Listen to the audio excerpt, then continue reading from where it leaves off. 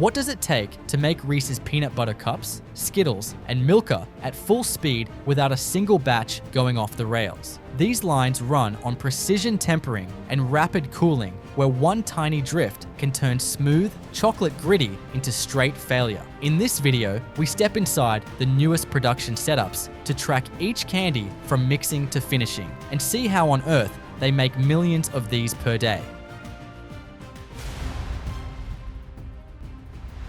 Reese's peanut butter cups are manufactured by building two materials that behave in opposite ways and then forcing them to meet cleanly at high speed. The chocolate must flow like a liquid in the depositor, then crystallize into a rigid shell that releases from tooling. The peanut center must be soft enough to bite with a short crumble, yet stiff enough to hold shape, resist oil separation, and accept a top seal without squeezing out. The peanut component begins with roasted peanuts that are converted into a paste with tightly controlled temperature. Incoming kernels are cleaned and screened, so shell fragments and fines are removed before grinding. Roasting level is chosen to drive down moisture and develop aroma while keeping oils stable. After roasting, the nuts are cooled quickly so residual heat does not thin the paste and accelerate oil separation during storage. Grinding is staged because peanut butter texture depends on particle size distribution and shear history.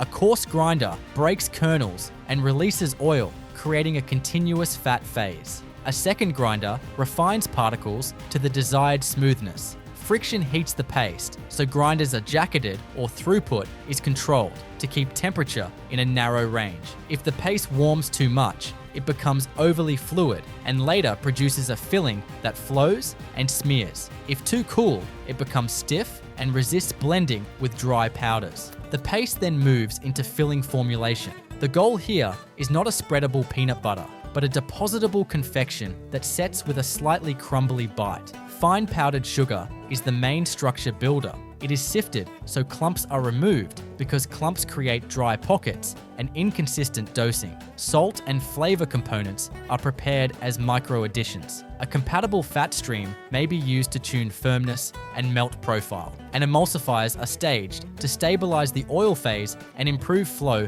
through depositors. Mixing is done in high torque equipment because the peanut paste thickens dramatically as powders are added. The paste enters first, then powders are introduced in a controlled feed, so the mix wets gradually rather than forming dry rafts. As sugar absorbs free oil, the mass becomes less glossy and more plastic. Mixing energy is tuned to avoid turning the mass into a smooth, homogeneous paste. Too much shear breaks the short structure and yields a slick filling that feels less crumbly. Too little shear leaves dry streaks and causes weak spots that crack under the chocolate cap. Temperature control during filling mixing is a core lever. The mass must be warm enough that it can be pumped and metered, but not so warm that it relaxes and spreads inside the cup. Jacketed mixers and conditioned hoppers hold the filling in a narrow temperature band.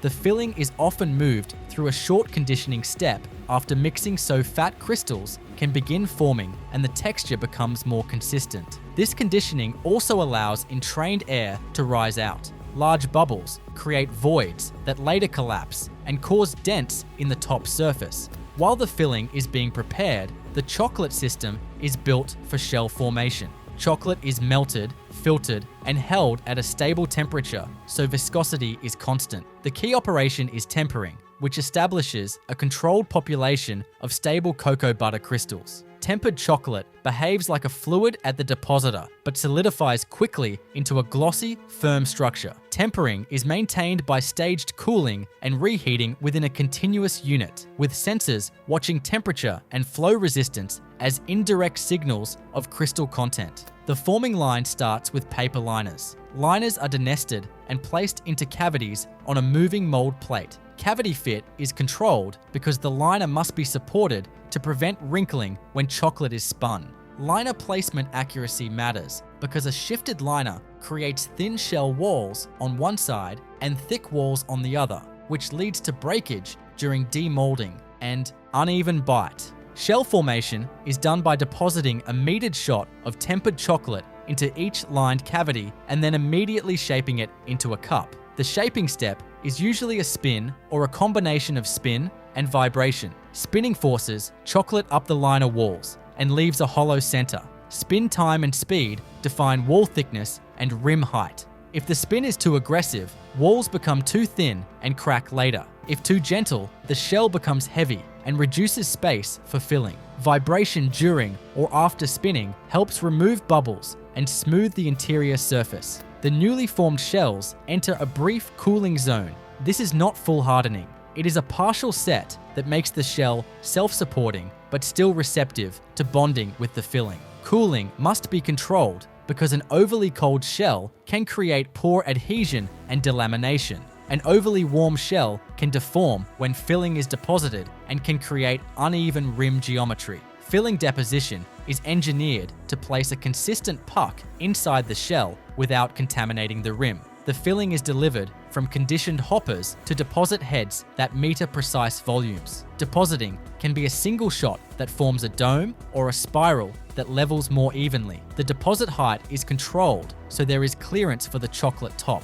If filling touches the rim, it interferes with sealing and creates weak edges. Many lines use a light vibration or a short dwell to let the filling settle into a consistent profile, but the motion must be gentle because too much vibration can smear filling into the shell wall and create uneven thickness. Top sealing is created by depositing a second shot of tempered chocolate. The chocolate must flow outward enough to meet the shell rim and form a continuous bond. Deposit volume sets top thickness. Too thin a top can crack during handling. Too thick a top dominates bite and slows cooling. Some lines apply a short vibration after topping to level the surface and release trapped air. This vibration is tuned to avoid chocolate climbing the liner edge and creating flash. Once topped, the cups enter the main cooling tunnel. Cooling is staged because chocolate crystallization must be guided into a stable form. The first zone sets the surface quickly to prevent smearing and to lock the top shape. Subsequent zones cool more gradually so the entire chocolate mass crystallizes uniformly without internal stress. Exit temperature is chosen so the cups are rigid enough to demold and convey without scuffing. During cooling, the filling also stabilizes. Fat crystals within the peanut mixture continue forming and the filling becomes firmer and more brittle in its short structure. This is essential for the characteristic bite. If the filling remains too soft, it will squeeze under pressure and cause top separation. If it becomes too hard, it loses the expected crumble and becomes a dense block. Demolding releases the lined cups from the mold plate. Release depends on correct temper and correct cooling because the chocolate must contract slightly away from the cavity walls. Gentle ejectors or inversion steps drop the cups onto belts. Handling is kept low impact because rims can chip and liners can crease. Once on the belt, cups can pass through inspection stations. Vision checks can detect missing tops, off-center fills, and liner misplacement. Weight checks confirm dosing accuracy and flag missing deposits. Packaging is designed around preventing temperature rise and abrasion. Individual cups are often flow-wrapped. Wrapping film is formed around each cup and sealed with controlled heat and dwell time. Heat must be sufficient to seal film without warming the chocolate surface enough to mark. Film tension is controlled so it does not crush the cup. For multi-pack formats, cups are collated into trays or sleeves that prevent movement and protect rims. Cartoning then adds stiffness and stack strength. Case packing arranges cartons to reduce compression and minimize vibration that could crack chocolate edges. Skittles are manufactured by making a chewy center that behaves like a resilient pellet, then growing a hard sugar shell around that pellet in hundreds of small additions, then adding color and a final finish so every piece looks identical and moves cleanly through packaging. The center is engineered first as a thermoplastic candy rather than as a syrup.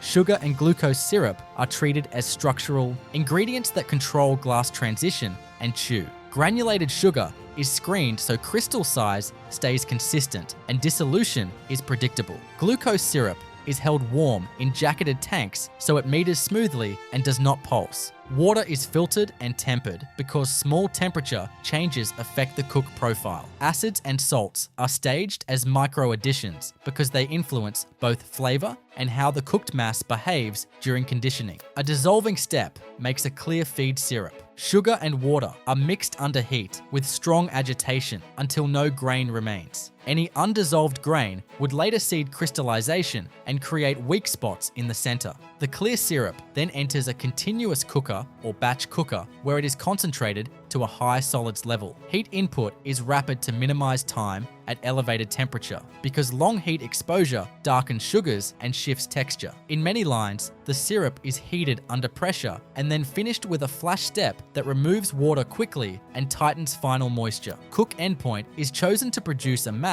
that can be shaped without sticking and without cracking. If moisture is too high, pellets deform and flatten during later tumbling. If moisture is too low, pellets become brittle and can fracture under coating impacts. The cooked base is therefore delivered to a cooling stage that drops temperature to a range suitable for adding sensitive components. Flavor for the center is not the same as the final flavor experience because much of Skittles' character is carried by shell and aroma at the surface. Even so, the center is commonly given a base flavor note and a consistent sweetness profile. Flavors are injected after the hottest zone to preserve volatiles. Acids may be split between center and shell strategy. A portion of acid can be added late to set a baseline tartness without weakening the center structure. Mixing downstream uses static mixers or low shear manifolds to avoid entraining air. The cooked mass then becomes a plastic dough and enters forming. Forming begins by pushing the mass through an extrusion head that produces ropes at a fixed diameter, or by delivering it directly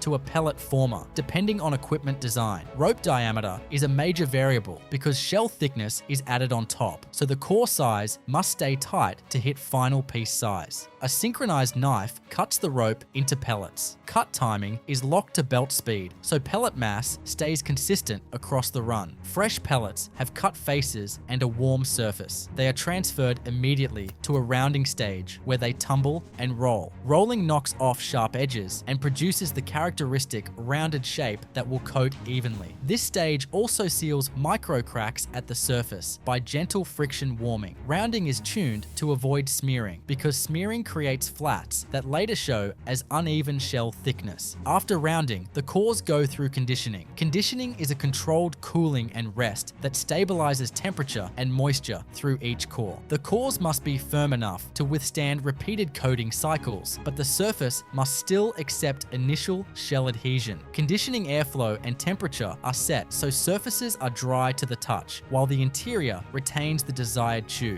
Shell building is performed in rotating coating pans or perforated drums. The drum creates a rolling bed of cores that continuously cascades. Cascade behavior is controlled by fill level and rotation speed. A stable cascade ensures every core sees the same exposure to syrup spray and drying air. If the bed slides rather than rolls, pieces develop flat faces and shell becomes uneven. The first shell layers are engineered as a bonding bridge. A relatively light syrup is sprayed in short pulses. Droplet size is kept fine, so the film spreads thinly and evenly. Dry air immediately follows to evaporate water and begin crystallization. These early coats must set quickly to prevent pieces sticking together, and they must not add enough water to soften the core surface. Once the first layers lock on, bulk shell growth begins. A higher solid syrup is sprayed, and fine sugar is often dusted onto the wet surface. The dust absorbs moisture and accelerates set while increasing build rate. Airflow then dries the layer and forces crystallization.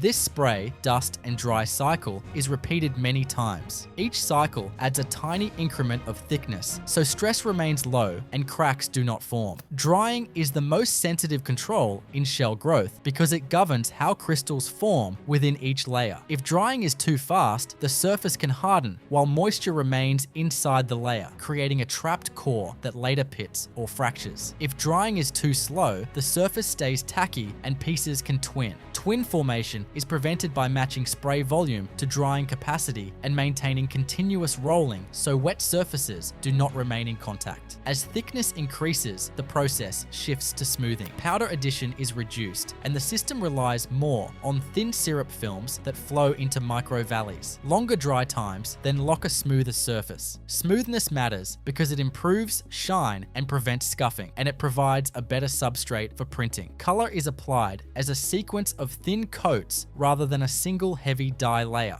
Color solutions are prepared to precise concentration and filtered so no particulates enter spray nozzles. Color is introduced when shell thickness is near target, so pigment remains close to the surface and looks bright. The drum receives a light color spray, then drying air sets it fully. Multiple passes build saturation evenly. Heavy color application would pool and create blotches, especially where shell microtexture is still present. Because Skittles are produced in multiple colors, runs are typically separated by color. Each color run uses its own color dosing and its own endpoint checks. Between colors, spray circuits are flushed to prevent cross tint. Shade is monitored by optical measurement on samples, and adjustments are made by changing pass count or concentration rather than by altering the underlying shell build. After color, clear finishing coats can be applied to improve durability and reduce rub-off. These coats are very light and followed by longer drying to reach a stable moisture endpoint. Moisture endpoint is critical because a slightly damp shell scuffs and sticks, while an overly dry shell can become brittle and chip under impact. The letter marking is applied near the end of finishing. Printing uses edible ink, transferred by a pad or similar contact method. Pieces are fed into a system that presents a stable face and applies the mark. Surface condition at this moment matters. The shell must be smooth and dry so the ink bonds and does not smear. A short drying stage follows, so the mark sets before pieces rub against each other. Polishing is the final surface operation. A very small amount of polishing agent is misted onto the tumbling pieces. The film spreads through contact and fills micropores, increasing gloss and reducing friction. Reduced friction helps pieces flow through packaging machines and reduces scuffing in bags. Polishing is controlled carefully because excess film can feel waxy and can interfere with print clarity. After polishing, the pieces are conditioned briefly to equalize moisture and temperature. Equalization reduces internal stress in the shell and improves resistance to fine cracking. Screening then removes fines, broken pieces, and twins that escaped earlier control. Size classification can be used to remove out-of-band pieces that would stand out in packs and behave differently in weighers. Packaging begins with gentle conveying into multi-head weighers. The pieces must flow freely without bridging. Hopper design and surface finish reduce sticking. The weigher selects combinations of small hopper dumps to hit target weight quickly. The portion drops into a form-fill seal machine, where film is formed into a tube and sealed above and below the product drop. Seal timing is set so candies do not lodge in the seal zone. Clean seals are essential because moisture ingress softens shells and dulls gloss. For tube or carton formats, dosing can be by count or by volume, but the same requirement applies. Piece size distribution must be tight so count accuracy stays high, and so packs feel consistent. After filling, closures are applied and coating is printed. Packs are checked for weight and seal integrity, then case packed. Milka chocolate is manufactured by turning cocoa and dairy ingredients into a low moisture, fat continuous suspension with a very narrow particle size range, then setting that suspension into bars through precise crystal control and staged cooling. The line begins by stabilizing dairy inputs because milk solids introduce both flavor and a strong sensitivity to water. Milk arrives as powder, concentrate, or a pre-processed dairy ingredient depending on the plant setup. Powdered streams are sieved to break agglomerates because compacted milk lumps do not disperse evenly and later show up as grainy flecks. If liquid dairy or concentrate is used, it is filtered and held at controlled temperature, so viscosity and dosing remain stable. Sugar is handled as a dry engineered solid, screened for consistent crystal size, because crystal size determines refining load and final mouthfeel. Cocoa components enter as cocoa liquor, cocoa butter, and sometimes cocoa powder. Cocoa liquor is kept warm so it stays pumpable, while cocoa butter is melted and filtered so it meters cleanly. A key upstream objective is removing free water from the system early because water drives chocolate thickening and unstable flow. When the process uses a crumb root, milk and sugar are combined and cooked into a dry matrix before they ever meet the final chocolate fats. The milk-sugar mixture is heated under controlled mixing so sugar dissolves and water evaporates. As water leaves, the mix transitions from syrupy to granular, and then to a dry crumb. Endpoint is set by moisture content and by how the crumb fractures. Too wet yields a crumb that later makes chocolate seize and thicken. Too dry yields excessive browning and harsh cooked notes. Once the crumb reaches endpoint, it is cooled and milled to a manageable particle size, so it blends uniformly downstream. If the process does not use a crumb route, the same moisture goal is achieved by strict control of powder moisture and by downstream conching, but the plant still treats water as the enemy of stable rheology. All ingredient handling and air exposure is therefore designed to keep humidity pickup low. Mixing creates the first chocolate mass. Cocoa liquor and a portion of melted cocoa butter enter a mixer to form a fluid fat phase. Crumb or milk solids and sugar are then introduced gradually, so particles become wetted rather than floating as dry islands. The mixer uses high torque and wall scraping because the mass is thick at this stage. The target is a uniform paste where solids distribution is even and there are no dry pockets. This paste is not yet smooth, but uniformity here prevents downstream refining streaks. Refining is where smoothness is physically created. The paste is fed to roll refiners or an equivalent milling system that reduces particle size into the low tens of microns. Roll refining squeezes the mass through a series of narrowing gaps, breaking sugar crystals and milk solids into smaller particles. The output leaves the final roll as thin flakes. These flakes have very high surface area and very little free fat at their surfaces, so they behave dry and dusty unless they move quickly into the next stage. Conching transforms refined flakes into a stable flowing chocolate by completing fat wetting and removing trace moisture. In a conch, paddles or rotors knead the chocolate under controlled heat. Mechanical work breaks down remaining agglomerates and forces cocoa butter to coat every particle. Heat keeps fats fluid, while airflow carries away moisture and volatile compounds. Moisture removal is not optional because even a small amount of water pushes viscosity up sharply. Conching is therefore run as a controlled balance between temperature, shear, and venting, so the mass becomes fluid without overheating. During early conching, the mass can appear crumbly and resistant because particle surfaces are not fully wetted. As conching continues, friction drops and the mass becomes glossy and pumpable. Viscosity and yield stress are the process indicators because they determine whether the chocolate will deposit cleanly into molds and whether it will release cleanly after cooling. Emulsifiers are introduced late in conching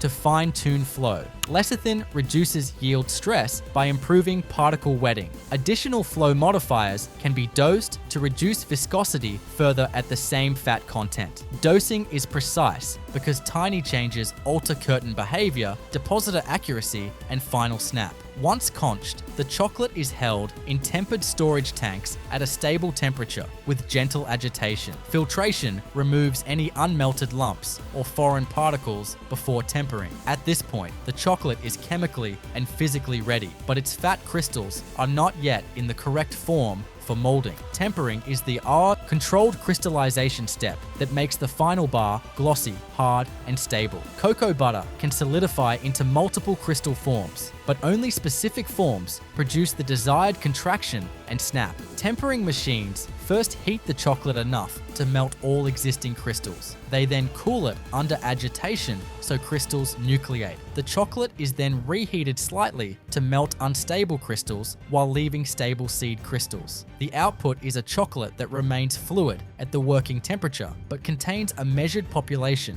of stable seeds. This seeded chocolate feeds molding. Molds are cleaned and temperature conditioned so the surface is dry and does not shock the chocolate. Deposit heads meter chocolate into each cavity with tight mass control. Immediately after deposit, molds pass over vibrating tables. Vibration releases trapped air bubbles and levels the surface so the bar face is smooth. Vibration also helps chocolate flow into fine embossed details if the mold carries a design. Cooling tunnels then set the chocolate. Cooling is staged because the goal is to crystallize the entire bar without creating stress. The first zone sets the surface quickly so it holds shape. Subsequent zones cool more gradually so stable crystals grow through the thickness. If cooling is too fast, internal stress can lead to cracks or later bloom. If cooling is too slow, throughput drops and the chocolate may may stay soft long enough to pick up marks. Air humidity is controlled in the tunnel to prevent condensation because moisture on the surface can cause sugar bloom and dullness. As the bar cools, it contracts slightly. This contraction is essential for demolding. Correct temper and correct cooling create a bar that releases cleanly when the mold is inverted or flexed. After release, bars move onto conveyors that minimize scuffing. Any surface abrasion at this stage will remain visible after wrapping. Inspection can be integrated immediately after demolding.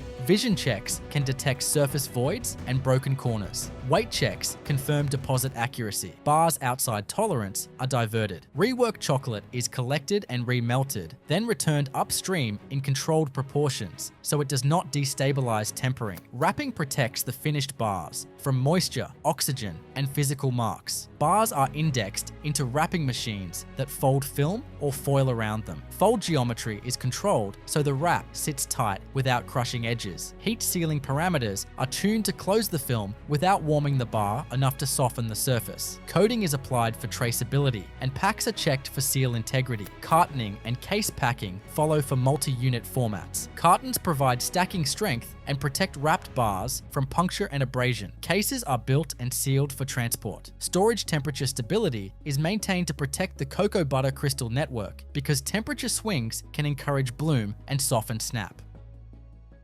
Every piece of Nerd's candy is smaller than a pea, lighter than a raindrop, and made with such intense precision that over 1 billion of them can roll off a single line in just one day. And while they might look like random, rainbow-colored pebbles, each nerd is actually a layered, engineered crystal. Hard, crunchy, tangy, and wildly addictive. But the process starts with something incredibly basic: a single grain of sugar. That tiny grain is the seed. It's what every nerd grows from. In the factory, raw sugar crystals are sifted and sorted by size. Only those that fall into the ideal micro range, small, dry, perfectly angular, make it to the next stage. These seed crystals are loaded into massive stainless steel pans that look like oversized cement mixers, tilted on an angle and constantly rotating. This is where the real transformation begins: panning. Panning is the centuries-old candy-making technique used to build layer upon layer of sugar around a center. For nerds, it's done at high speed and microscopic scale. While the drum spins, a fine mist of sugar syrup is sprayed inside. It lightly coats the tumbling seed crystals. Almost instantly, the moisture begins to evaporate, leaving behind a thin, glassy sugar shell, but that's just the first layer. Over the course of hours, this process repeats: syrup in, drying, syrup again. Hundreds of ultra-thin layers build up, hardening each time, until a grain of sugar the size of a salt crystal becomes a tiny, oblong candy with a satisfying crunch. The panning pans are kept in warm, low-humidity rooms to control drying speed. Too fast, and the layers crack. Too slow, and the candies clump. Operators monitor texture constantly, using gloved hands to feel for stickiness or roughness. They're not just letting the machine run, they're listening to the sound of the tumbling nerds. That soft rattle? That means the coating is hardening just right. Once the nerds have reached their target size, and yes, every flavor is slightly different, they're ready for their first big moment of color. In a separate set of rotating pans, the candy cores are sprayed with ultra-concentrated food dye and flavoring oils. Each batch gets its own color and taste: strawberry red, grape purple, watermelon green, blue raspberry, lemonade yellow. The dyes are sprayed in fast pulses, then immediately sealed with a fine dusting of confectioner's glaze to lock in shine and prevent bleeding. If this step goes wrong, colors can mix or turn dull, so fans blow filtered air across the pans to speed drying without cooling the sugar, and operators constantly inspect samples under bright light. But here's the wild part: nerds aren't uniform. That bumpy, irregular shape? Totally intentional. During panning, the candies grow unevenly. Some clump slightly, some roll more than others. It creates that signature texture, each piece unique, but still the same size class. No molds, no presses, no cutting. And that matters, because the final blend, the colorful jumble inside each box, is carefully calculated. In the flavoring room, Technicians pour separate batches of nerds into a multi-compartment blending carousel. Each section holds a different flavor and color. Sensors track flow rate, weight, and count. When the carousel spins, it releases a precise ratio of colors into the packaging line. This is how every box ends up with that balanced mix. Never too much grape, never too little strawberry. Now comes the packaging phase, which moves faster than the eye can follow. Nerds boxes are made from pre-printed cardboard, folded and glued by high-speed cartoners. The boxes are tiny but precise. Each must hold just the right amount of candy without crushing it or leaving too much headspace. Volumetric fillers drop the nerds in, and a vibrating plate settles the candy for a perfect fit.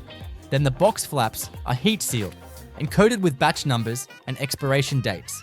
For the dual flavor nerds, the ones with the classic split box, everything doubles. 2 separate hoppers feed into either side of a center divider, and the box is engineered with a special tab that allows you to shake out one flavor at a time. That mechanism is tested for strength and fit using robotic arms that flex and squeeze every 5th box to make sure it opens cleanly and doesn't leak. And if you've ever bought a big Nerds rope, that's a whole different line. It starts with a string of gummy, a flexible gelatin-based rope made from corn syrup, sugar, and gelling agents. As the rope emerges from its extruder, it's still tacky. That's when thousands of nerds rain down from a curtain above, sticking to the sticky surface like gravel to tar. The rope passes under gentle rollers that press the nerds into place without squashing them.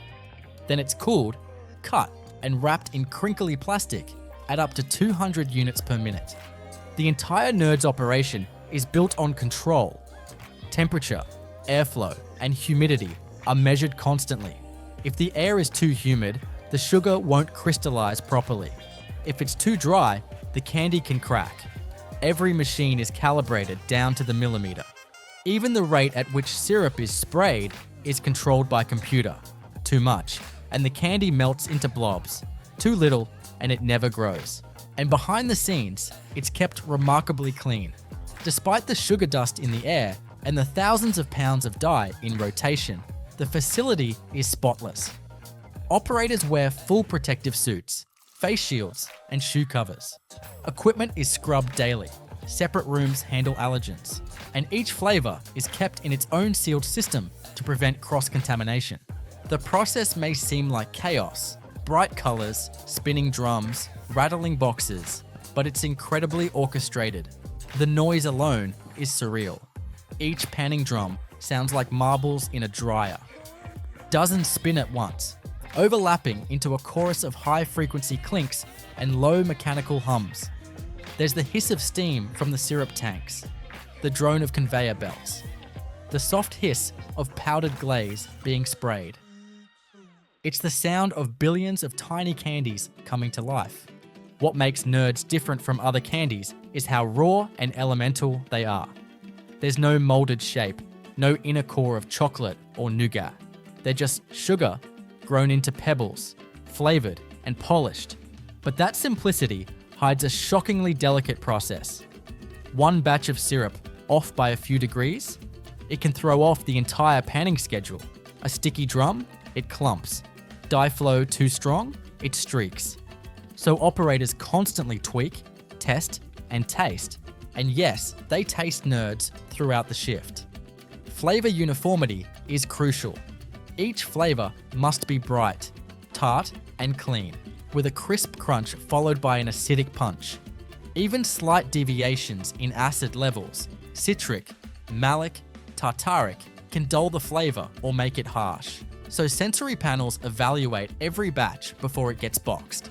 In the end, those tiny boxes you find at checkout counters, movie theaters, or Halloween baskets are filled with some of the most carefully grown pieces of candy on earth.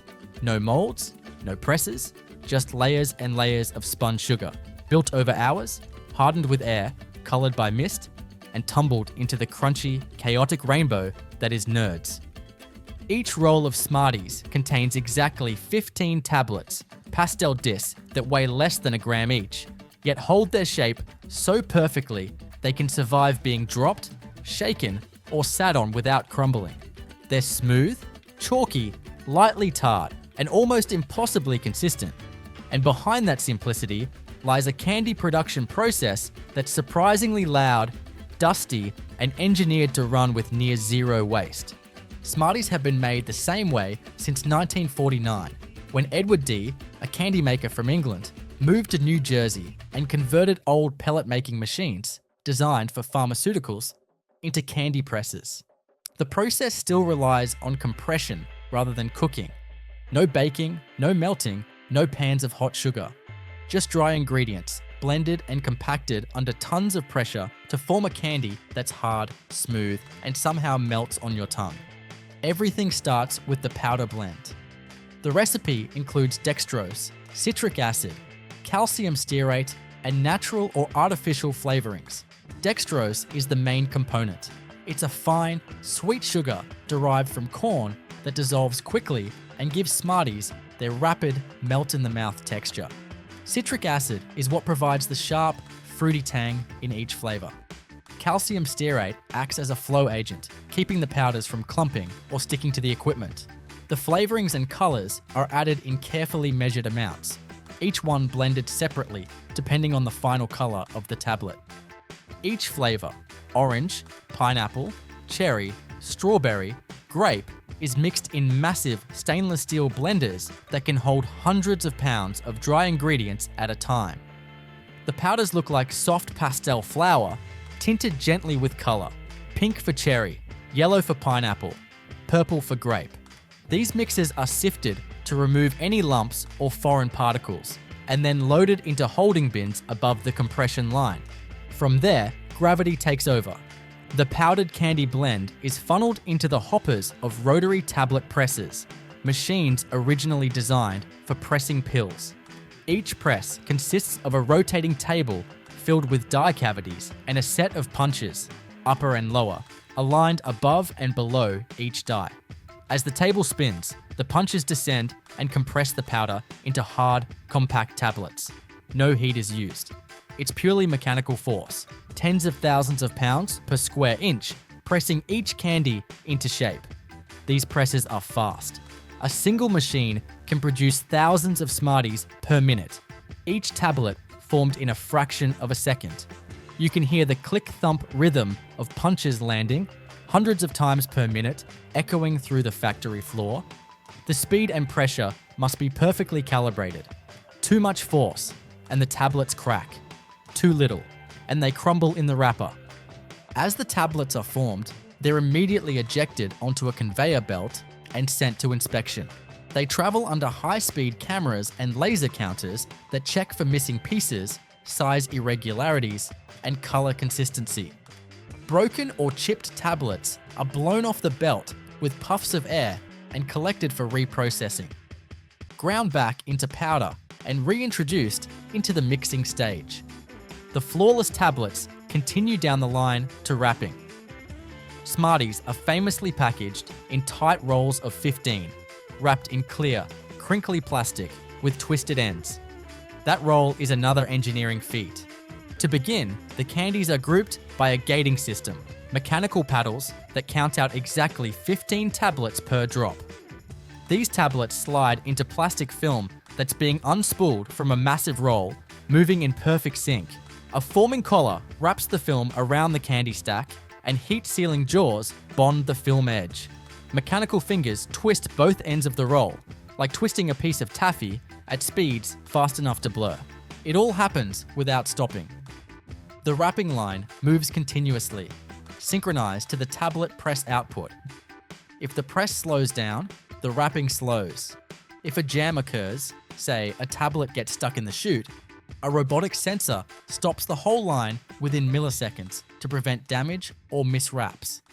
Each finished roll is shot into a collection bin where it joins thousands of others for boxing. Depending on the final destination, Smarties rolls are packaged into retail bags, bulk boxes, or specialty gift packs.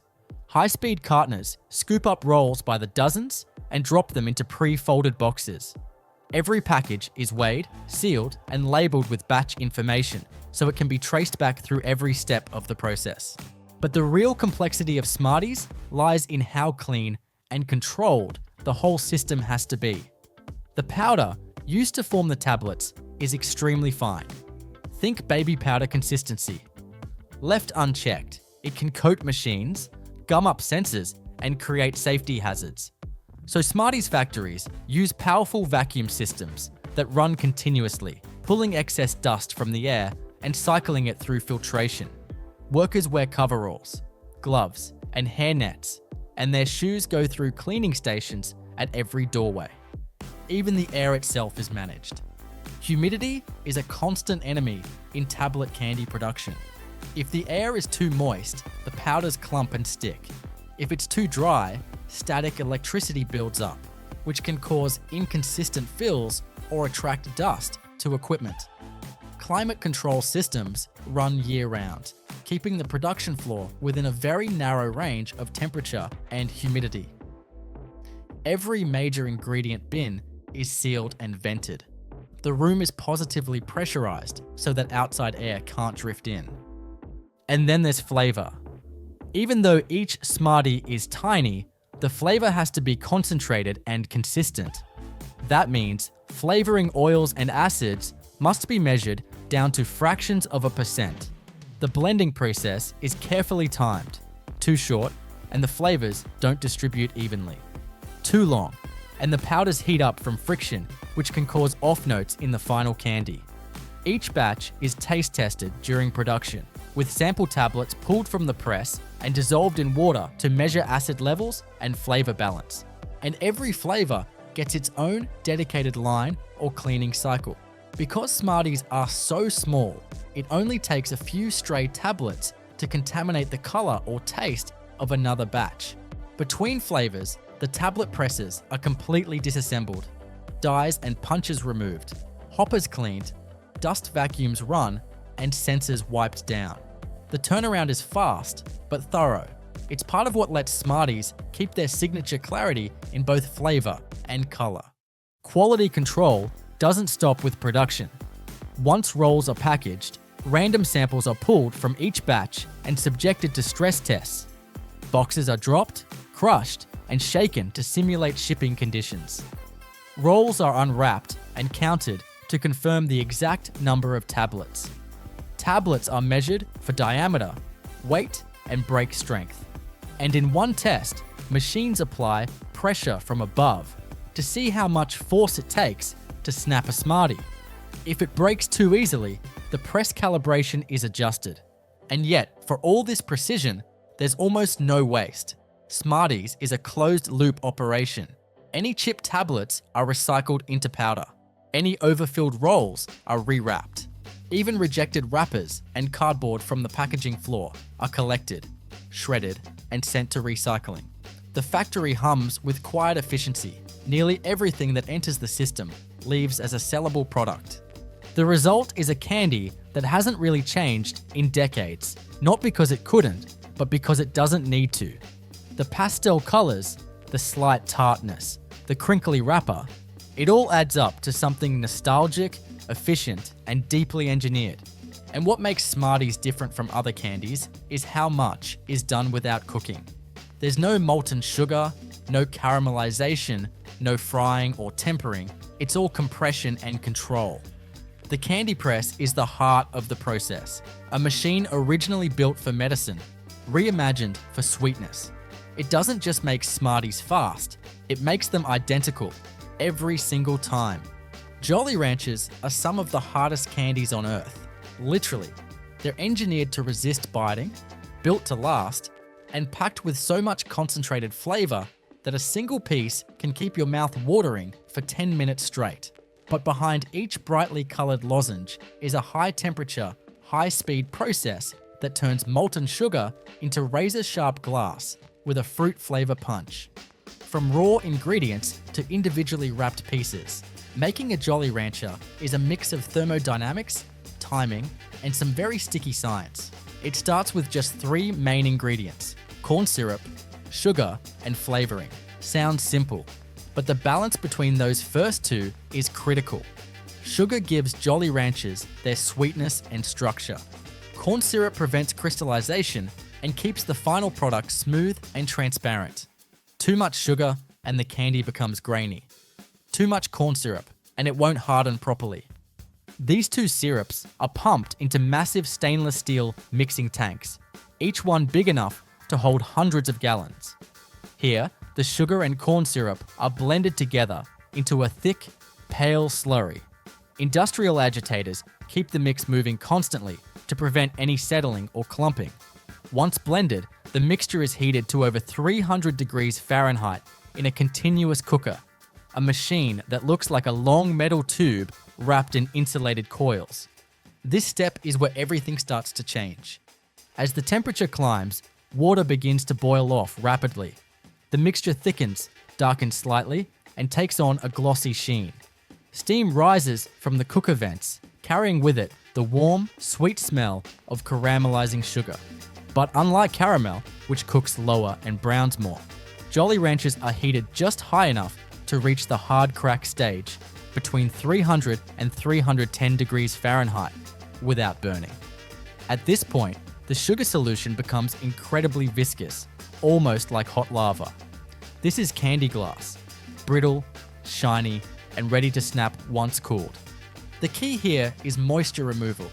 To get the signature glass-like hardness, the mixture must be almost completely dry, less than 2% moisture. That's why the heat is so high and why it's applied so precisely. Even a 1% change in moisture content can mean the difference between a rock-solid candy and a chewy, sticky mess. Vacuum cookers are often used in later stages to finish the dehydration process without overheating the syrup. Once the syrup hits the right consistency, it's ready for flavoring and coloring. But here's the trick. It's still blazing hot. Too hot for delicate flavor compounds to survive. So the liquid is transferred to a cooling table or chilled mixing drum, where it's gently agitated and allowed to cool just enough, usually down to around 275 degrees Fahrenheit, before the flavor oils and food coloring are added. This is where things get intensely aromatic. Cherry, watermelon, green apple, grape, and blue raspberry, the iconic Jolly Rancher lineup, all rely on custom flavor blends that are surprisingly concentrated. Just a few drops per batch are enough to infuse thousands of pieces. As the oils hit the warm candy, they vaporize slightly, creating a wall of scent. Workers in this area often wear filtered masks, not because the vapors are dangerous, but because the smell is so overwhelming it can linger for hours. After flavoring, the mixture is ready to be formed, but it's still thick and sticky, like honey that's been left in the sun. At this stage, it's called the rope. The candy mass is loaded into a pulling machine, where it's kneaded and stretched in long glossy strands. Pulling introduces tiny air bubbles and gives the candy a smoother texture and slightly lighter color. But for Jolly Ranchers, this step is minimal. They're meant to be clear and dense, not fluffy like taffy. So the pulling is short and precise. Next, the rope is fed into a forming machine. A set of calibrated rollers and dies that shape the candy into the familiar oblong lozenges. The rope passes through the rollers, which press it into molds spaced at exact intervals. Each cavity forms a single piece, cutting and shaping at the same time. The machine must keep pace with the candy's cooling curve. Too slow, and the candy hardens before it's molded. Too fast, and it deforms or sticks. Timing here is everything. The forming rollers run in perfect sync with the pulling speed, adjusting automatically to changes in viscosity. If the candy cools too much, the rope is reheated slightly by overhead lamps or heat plates to keep it pliable. If it's too hot, fans kick on to speed the cooling. Every second matters. Jolly Rancher syrup can go from soft to rock hard in under 10 seconds if left alone. Once formed, the individual candies ride a conveyor through a cooling tunnel. This tunnel is about 40 feet long and packed with chilled, filtered air. The candies must be cooled evenly and gradually to avoid developing internal stress, which can cause cracks or fractures later. As they travel, they harden into solid, glossy lozenges with a smooth surface and near-perfect transparency. Now comes the wrapping, arguably the most technical step of the entire process. Each Jolly Rancher is wrapped individually in a special double-layer film, waxed in a paper and a colourful printed outer film. This wrapping isn't just for branding, it's engineered to withstand extreme stickiness. Even at room temperature, Jolly Ranchers are hygroscopic. They absorb moisture from the air, which can make them tacky. The wax coating on the inner wrapper prevents the candy from fusing to the packaging, while the outer layer protects it from humidity, heat, and light. To apply the wrapper, high-speed flow wrappers align the candies with rotating belts and cutting jaws. The film is cut to size, curled around each piece, and sealed with a heated crimper that twists the ends. These machines can wrap hundreds of candies per minute. So fast, the wrapped pieces look like a blur as they shoot off the end of the line into bins. At this point, the candies are cool, hard, and shelf-stable, but not yet ready to ship. They're sent through a final inspection system that uses cameras and weight sensors to catch malformed pieces, missing wrappers, or empty wrappers, accidentally sealed with no candy inside. Faulty units are kicked off the line with air jets and sent to a reclaim station where wrappers are stripped and the candy is remelted. The good batches move on to packaging. Depending on the final format, Jolly Ranchers are dropped into bags, jars, or boxes. For fun-size packs, robotic arms count out a set number of wrapped candies, funnel them into plastic pouches, and seal the tops. For bulk jars, conveyors load hundreds of candies into plastic tubs, which are then lidded and shrink-wrapped. Every unit is batch-coded, dated, and weighed, and all of this happens under a strict quality protocol. If a single bag in a batch fails a weight or seal check, the entire batch is flagged for inspection. Behind the scenes, data flows constantly.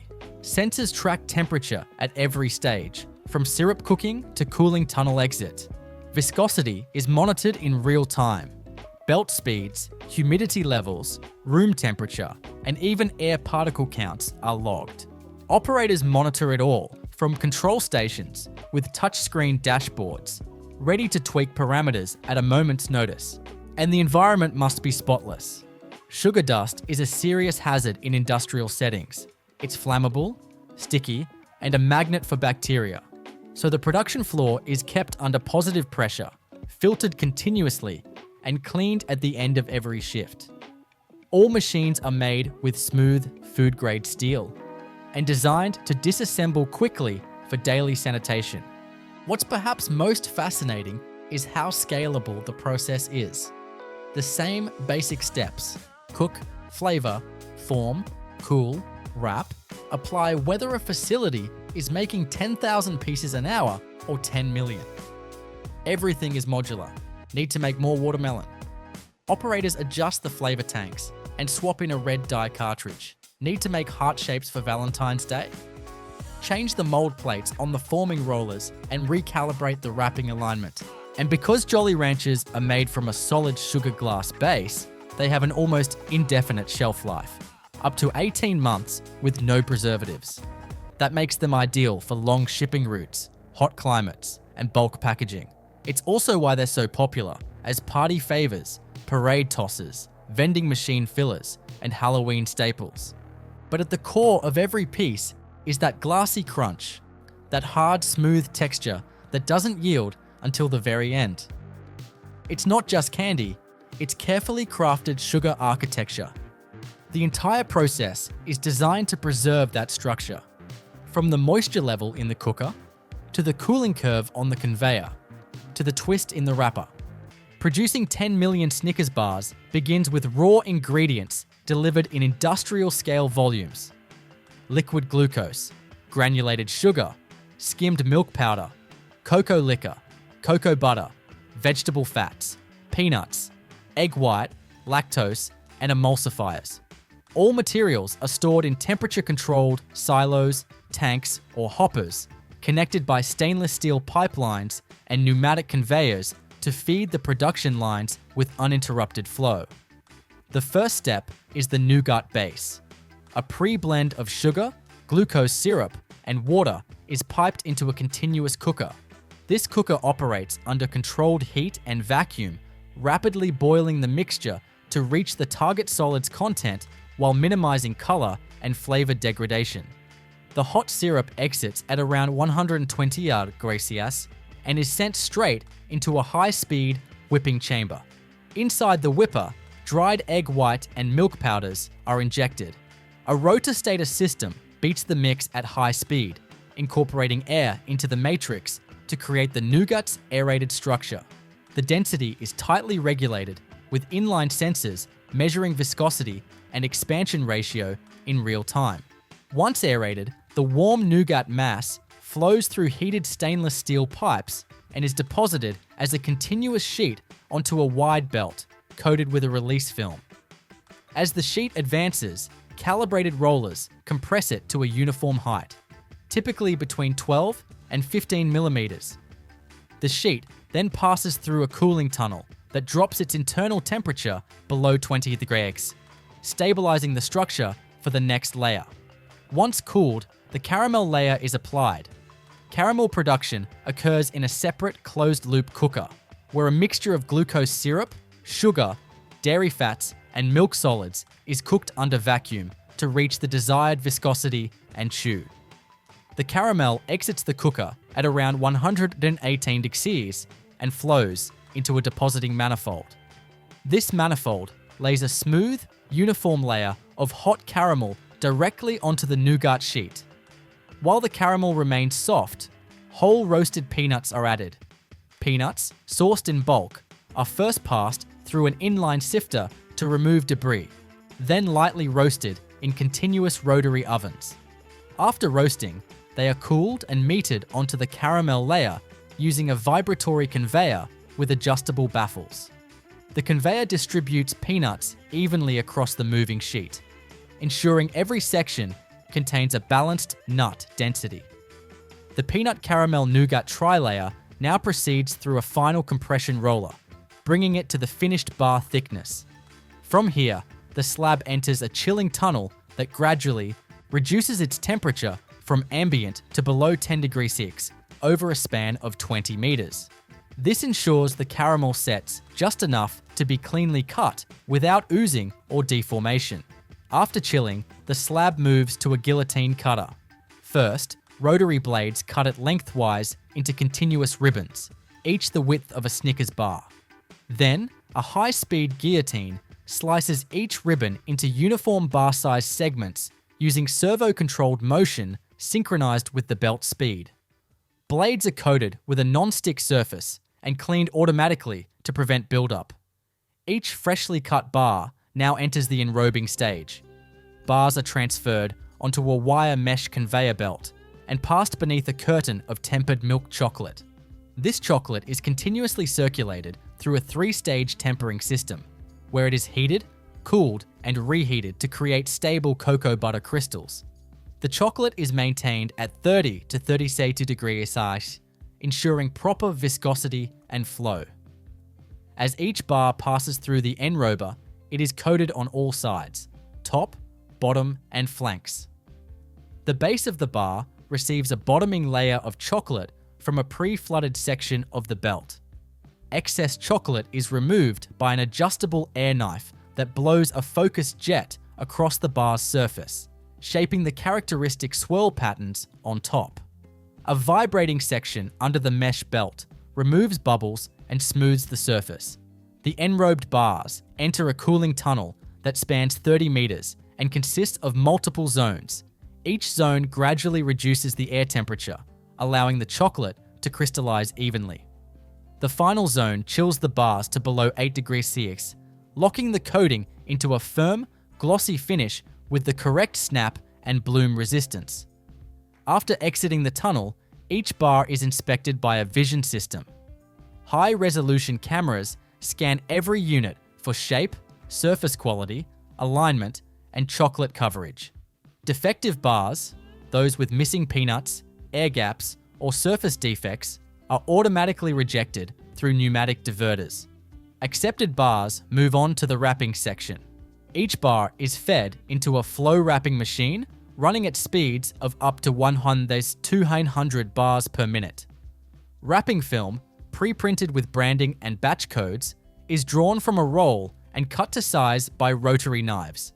As each bar passes through, it is wrapped in film, heat-sealed along the underside and crimp-sealed at both ends. The sealing jaws operate with synchronized thermal and pressure settings to create tight, tamper-proof packages. Wrapped bars are conveyed through a metal detector calibrated to detect both ferrous and non-ferrous contaminants. Any bar triggering the system is rejected. Compliant bars continue to the check weigher, which confirms unit weight to within plus and 1.5 grams. Any deviation results in immediate removal from the line. The verified bars are then grouped and collated.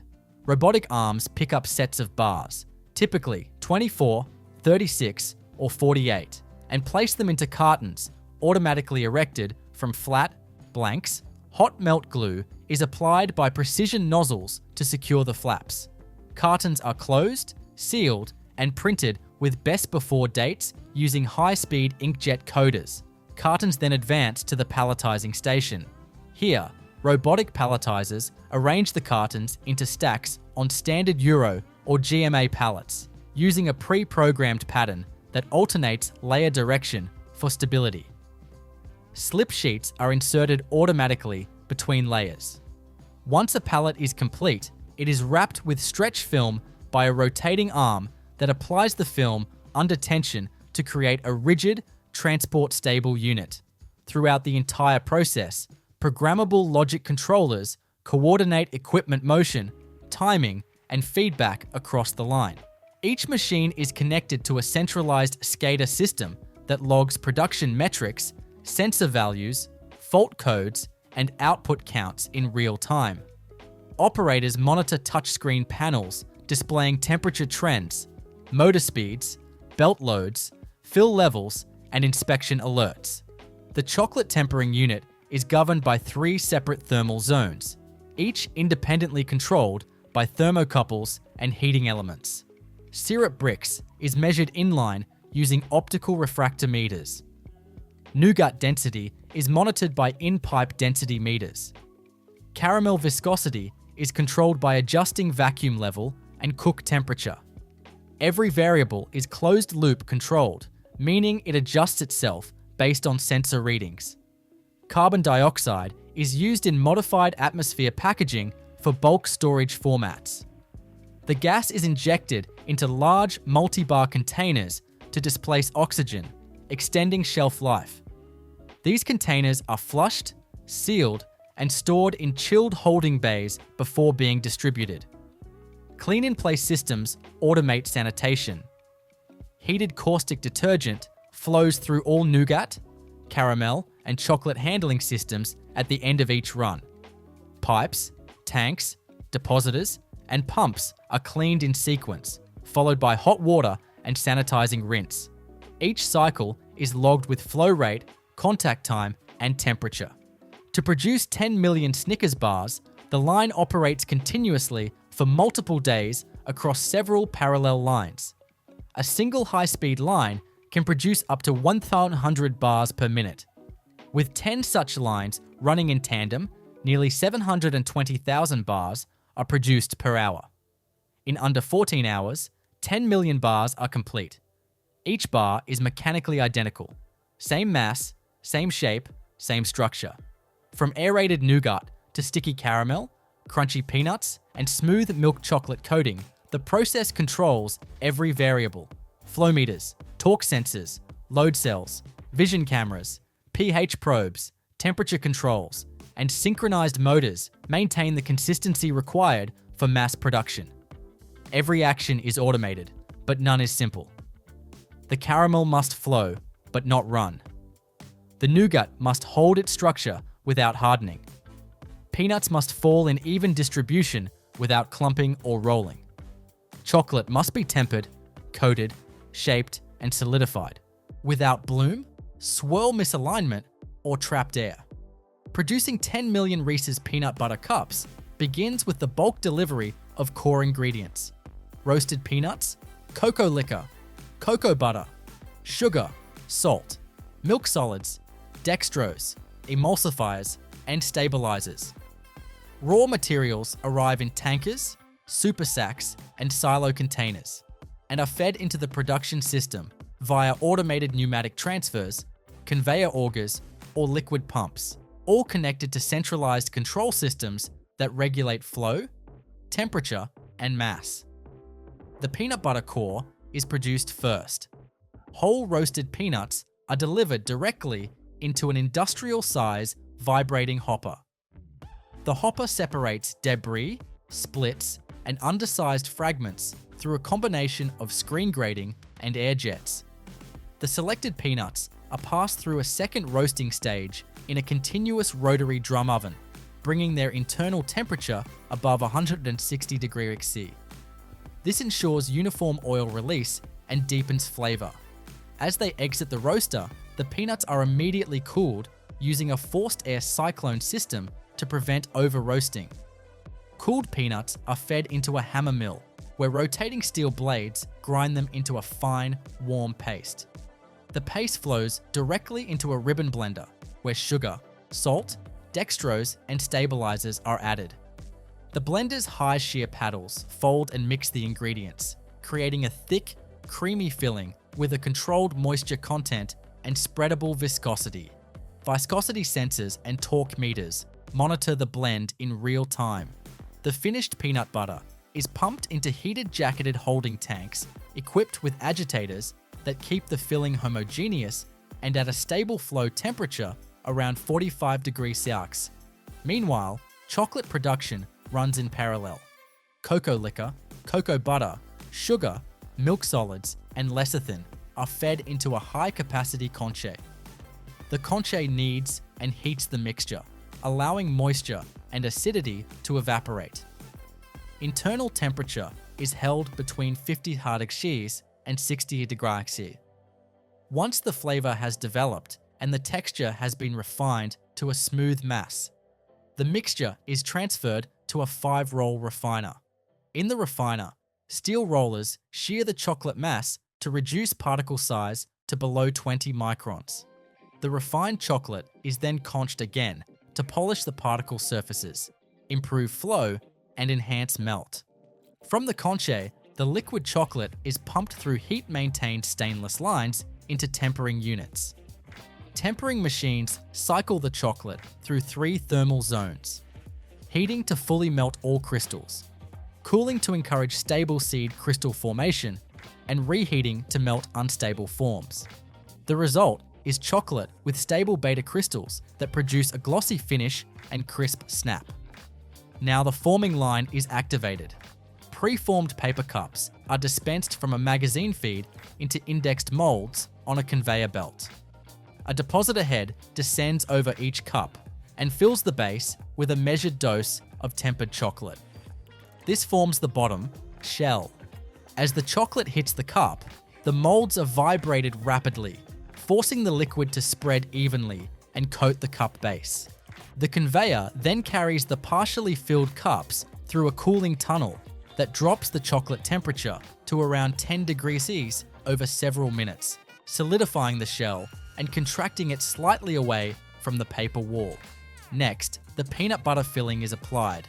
A piston depositor, aligned with the mold indexing system, dispenses a precise slug of peanut butter directly onto the cooled chocolate base. The volume is tightly controlled, typically 10 to 15 grams per cup, depending on size variant.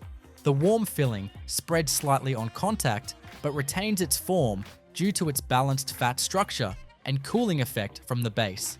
A brief second cooling tunnel pass stabilizes the core enough to support the top chocolate layer. The top layer of chocolate is deposited last. Another depositor head applies a final pour of tempered chocolate over the peanut butter core. Vibration removes any trapped air and flattens the surface to an even plane. This final deposit seals the core entirely, forming the completed cup. The filled cups now pass through the primary cooling tunnel, a multi-zone chamber that gradually drops the internal temperature of each cup to ensure uniform crystallization. Airflow, humidity, and conveyor speed are precisely tuned. The full cooling cycle lasts around 10 minutes, allowing the chocolate to fully solidify without forming sugar bloom or fat migration marks. As the cups exit the tunnel, they undergo automated inspection. Vision systems scan every unit for fill height, surface uniformity, and alignment within the paper cup. Cups with off-center deposits, cracked surfaces, or exposed peanut butter are automatically rejected by robotic arms or pneumatic gates. Approved cups continue to the wrapping station. A pick-and-place system lifts each cup and transfers it to the wrapping infeed.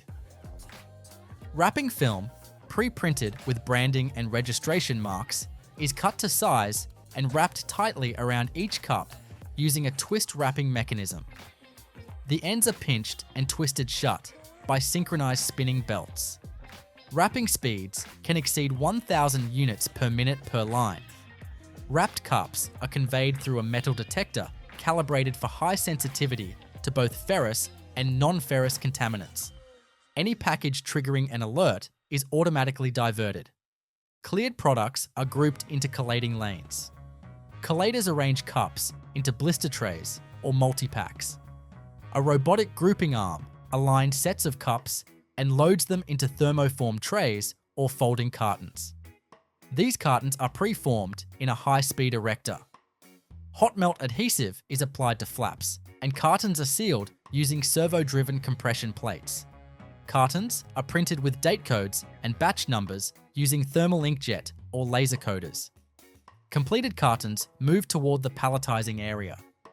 Robotic palletizers lift cartons using vacuum, grippers or adjustable forks, and stack them onto wooden or plastic pallets in a fixed interlocking pattern.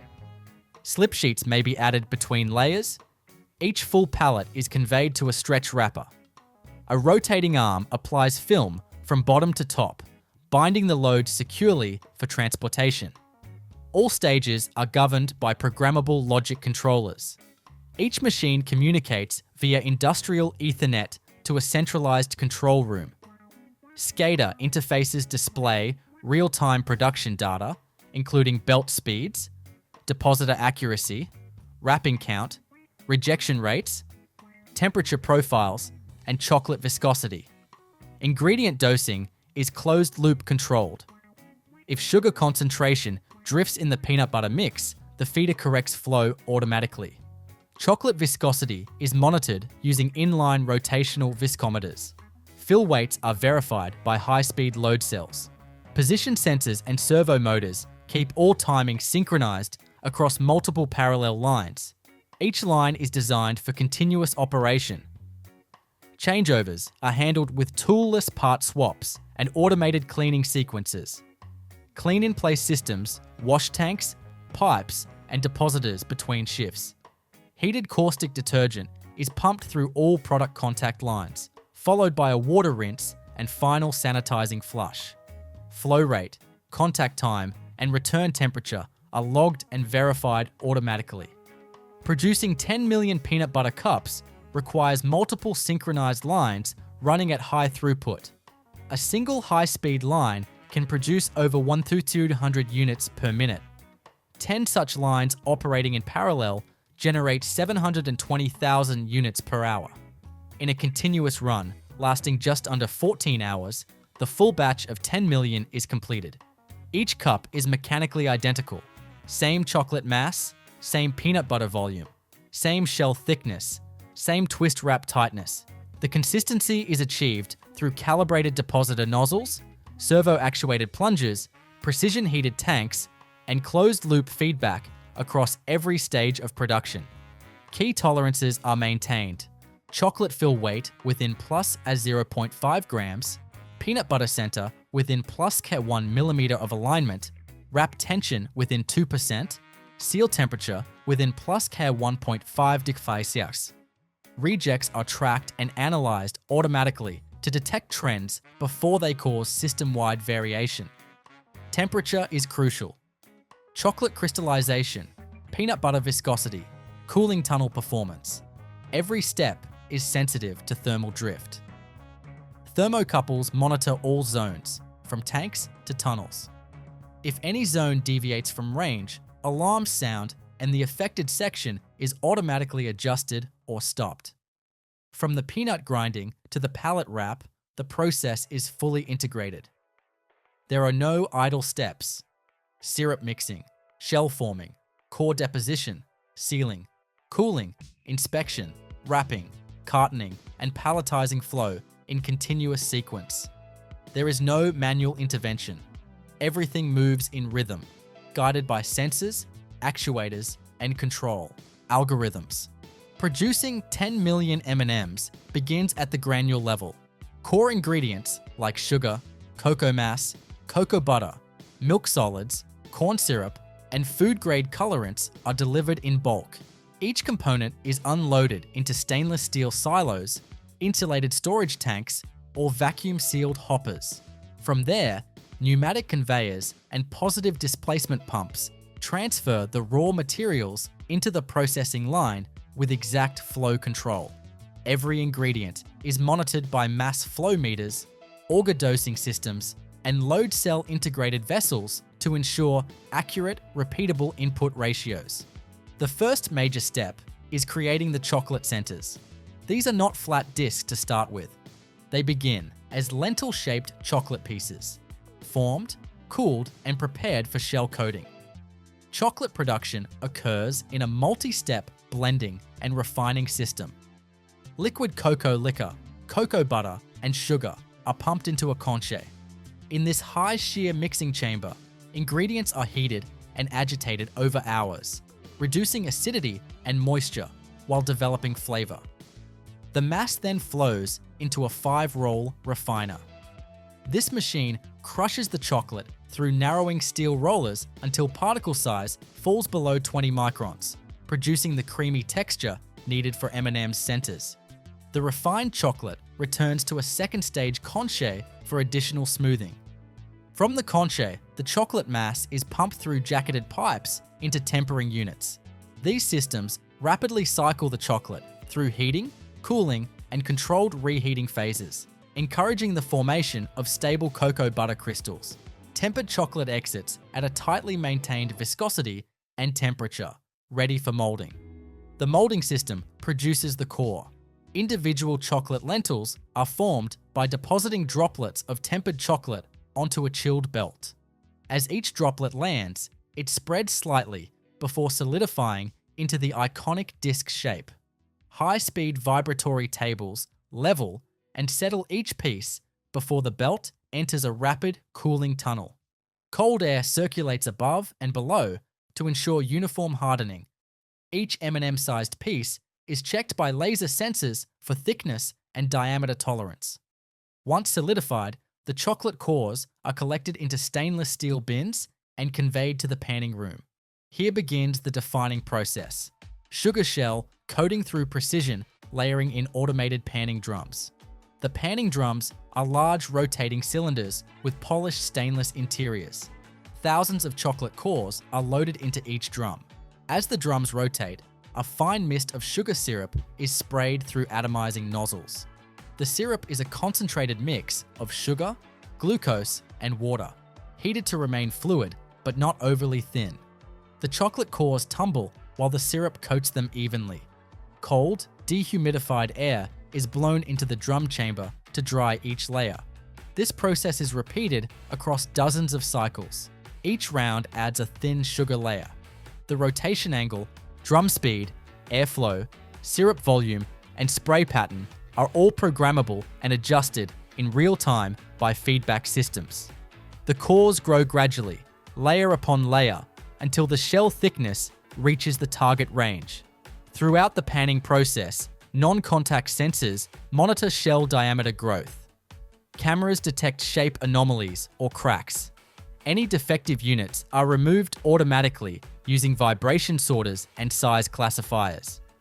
After achieving the proper shell thickness, the final stage of the sugar coating is the polishing sequence.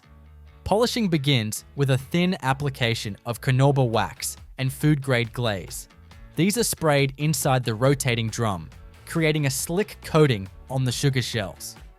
Buffing arms inside the drum press and polish the surface as it spins, producing the high gloss finish M&Ms are known for. The shine is not just cosmetic, it also protects the candy shell from humidity and reduces friction during packaging. Now, the finished M&Ms are conveyed into the color coding system. The distinctive red, yellow, blue, green, orange, and brown shells are not coated one at a time. Instead, batches are divided and each drum is designated for a specific color.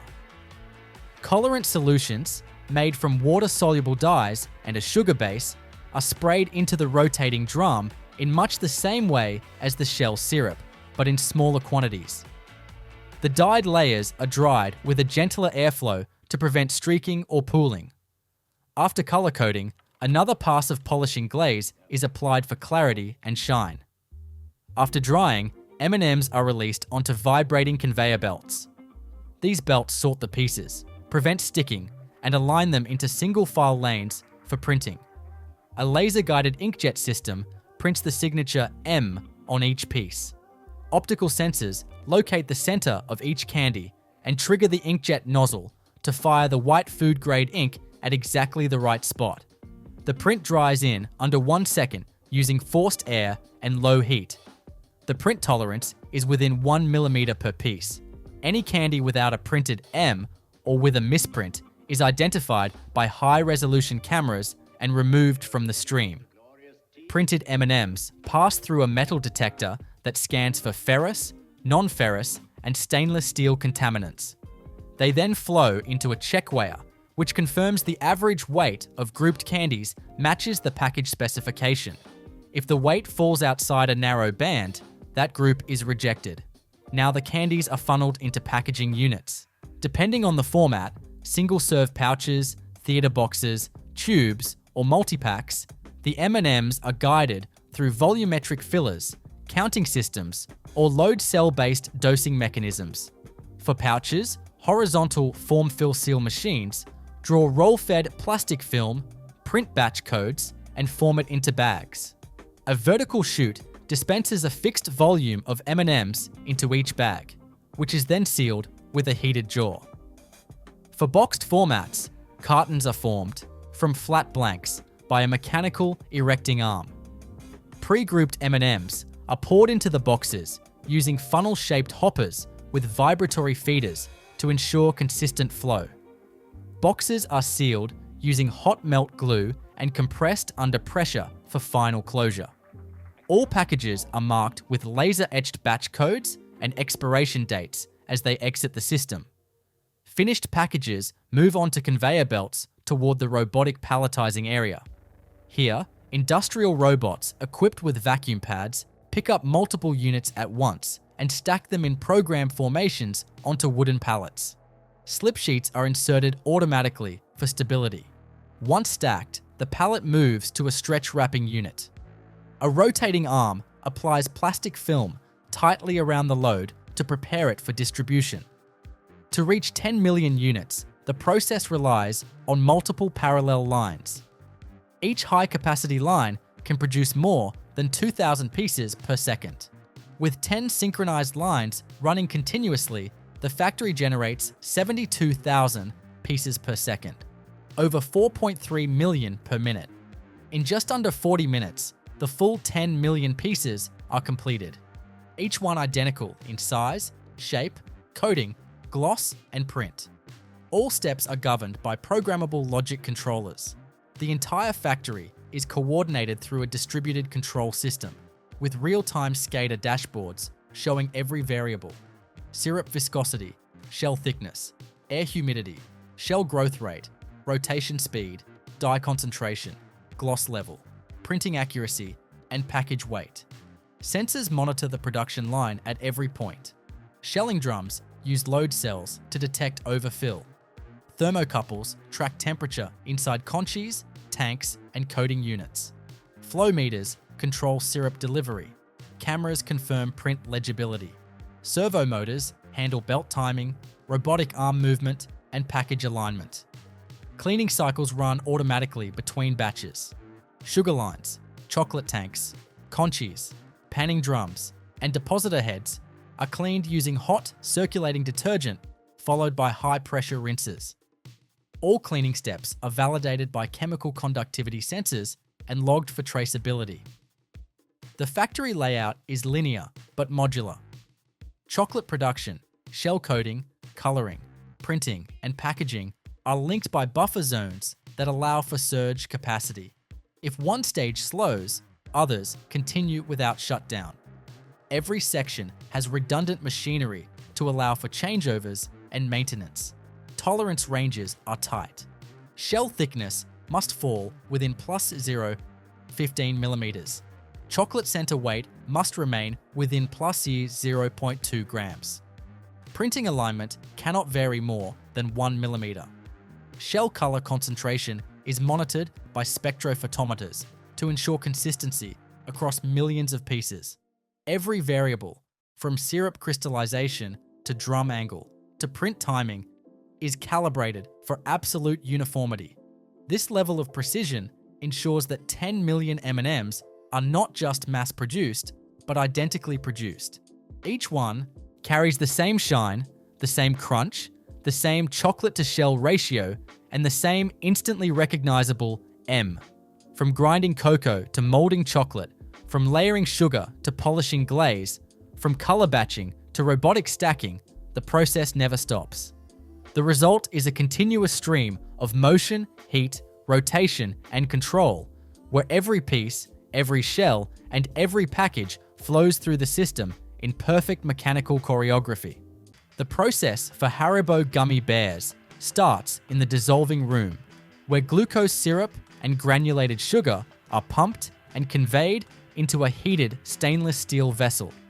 This vessel, fitted with high-speed agitators and a triple-wall steam jacket, maintains constant agitation while heating the syrup mixture to around 110 degree cup walks. The goal is to dissolve the sugar completely and create a smooth, viscous base. Flow meters and density sensors monitor the syrup's solids content and concentration in real time. Once dissolved, the hot sugar solution is pumped into a vacuum cooking chamber.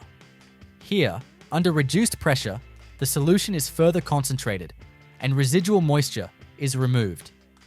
The vacuum environment allows water to evaporate at lower temperatures, preserving the integrity of thermally sensitive ingredients like flavorings and gelatin to be added later. The cooked syrup exits the vacuum chamber at a high Brix level, typically 78 or 80% solids.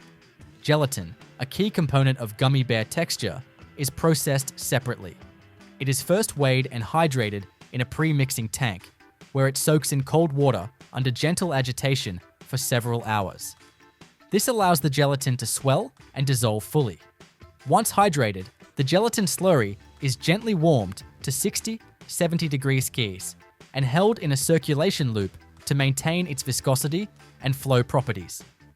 Agitation is constant but low shear, preserving the molecular structure essential for the signature gummy chew. The concentrated sugar glucose syrup and the liquefied gelatin are metered into a dynamic mixing vessel. In this unit, the two streams are blended under vacuum to prevent air bubbles.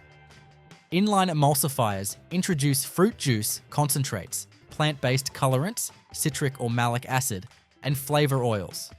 These are injected at precise intervals using servo-controlled diaphragm pumps. Optical clarity, pH, viscosity, and temperature are continuously monitored and regulated. The entire mixture forms a uniform candy mass with a temperature between 75 degrees Celsius and 85 degrees Celsius. To create multiple flavor variants, the unified base is split into smaller batches and pumped into separate flavor osh color blending tanks. Each tank is dosed with its assigned fruit flavor and colorant: strawberry, lemon, orange, raspberry, apple, pineapple, each controlled by automated recipe software. Once blended, each colored candy mass is held in jacketed kettles that maintain temperature and prevent settling. The molded shaping process begins with starch preparation. Cornstarch trays, shallow wooden or plastic frames filled with fine cornstarch, are first leveled and dried. These trays pass under a starch molding board fitted with multiple metal stampers shaped like gummy bears. The stampers press into the starch, leaving behind thousands of negative impressions. The flavored candy mass is deposited into these starch impressions by a multi-head depositor. This machine uses pneumatic or servo-driven nozzles to fill each cavity with a precise volume of hot liquid candy. Each nozzle is temperature controlled to maintain candy flow without crystallization or gelation. The depositor can move in synchronized XY motion, matching the layout of cavities in the starch bed. Depositing speed exceeds several hundred rows per minute. Once filled, the trays are conveyed into a controlled environment curing room. Here, over a period of 24 to 72 hours, the gummy candy sets and matures. During this time, the gelatin network fully develops, moisture migrates, and the candy reaches its final elasticity. Room conditions are tightly regulated, typically at 20 to 25 degrees with 15 to 25% relative humidity. Airflow is carefully balanced to avoid uneven drying, and trays are rotated periodically. After curing, the gummy bears are removed from the starch using a tray inversion system. Trays are flipped onto a vibrating sieve table, and the bears fall free from the starch. Remaining starch is separated via vibration and aspiration, and returned to the starch storage system for drying and reuse. The gummy bears are now fully formed, but covered in a thin layer of starch dust. The bears enter the cleaning stage. First, they are conveyed through a rotary drum fitted with soft brushes and low-pressure air jets to remove starch residue. Next, they are transferred into an oiler drum.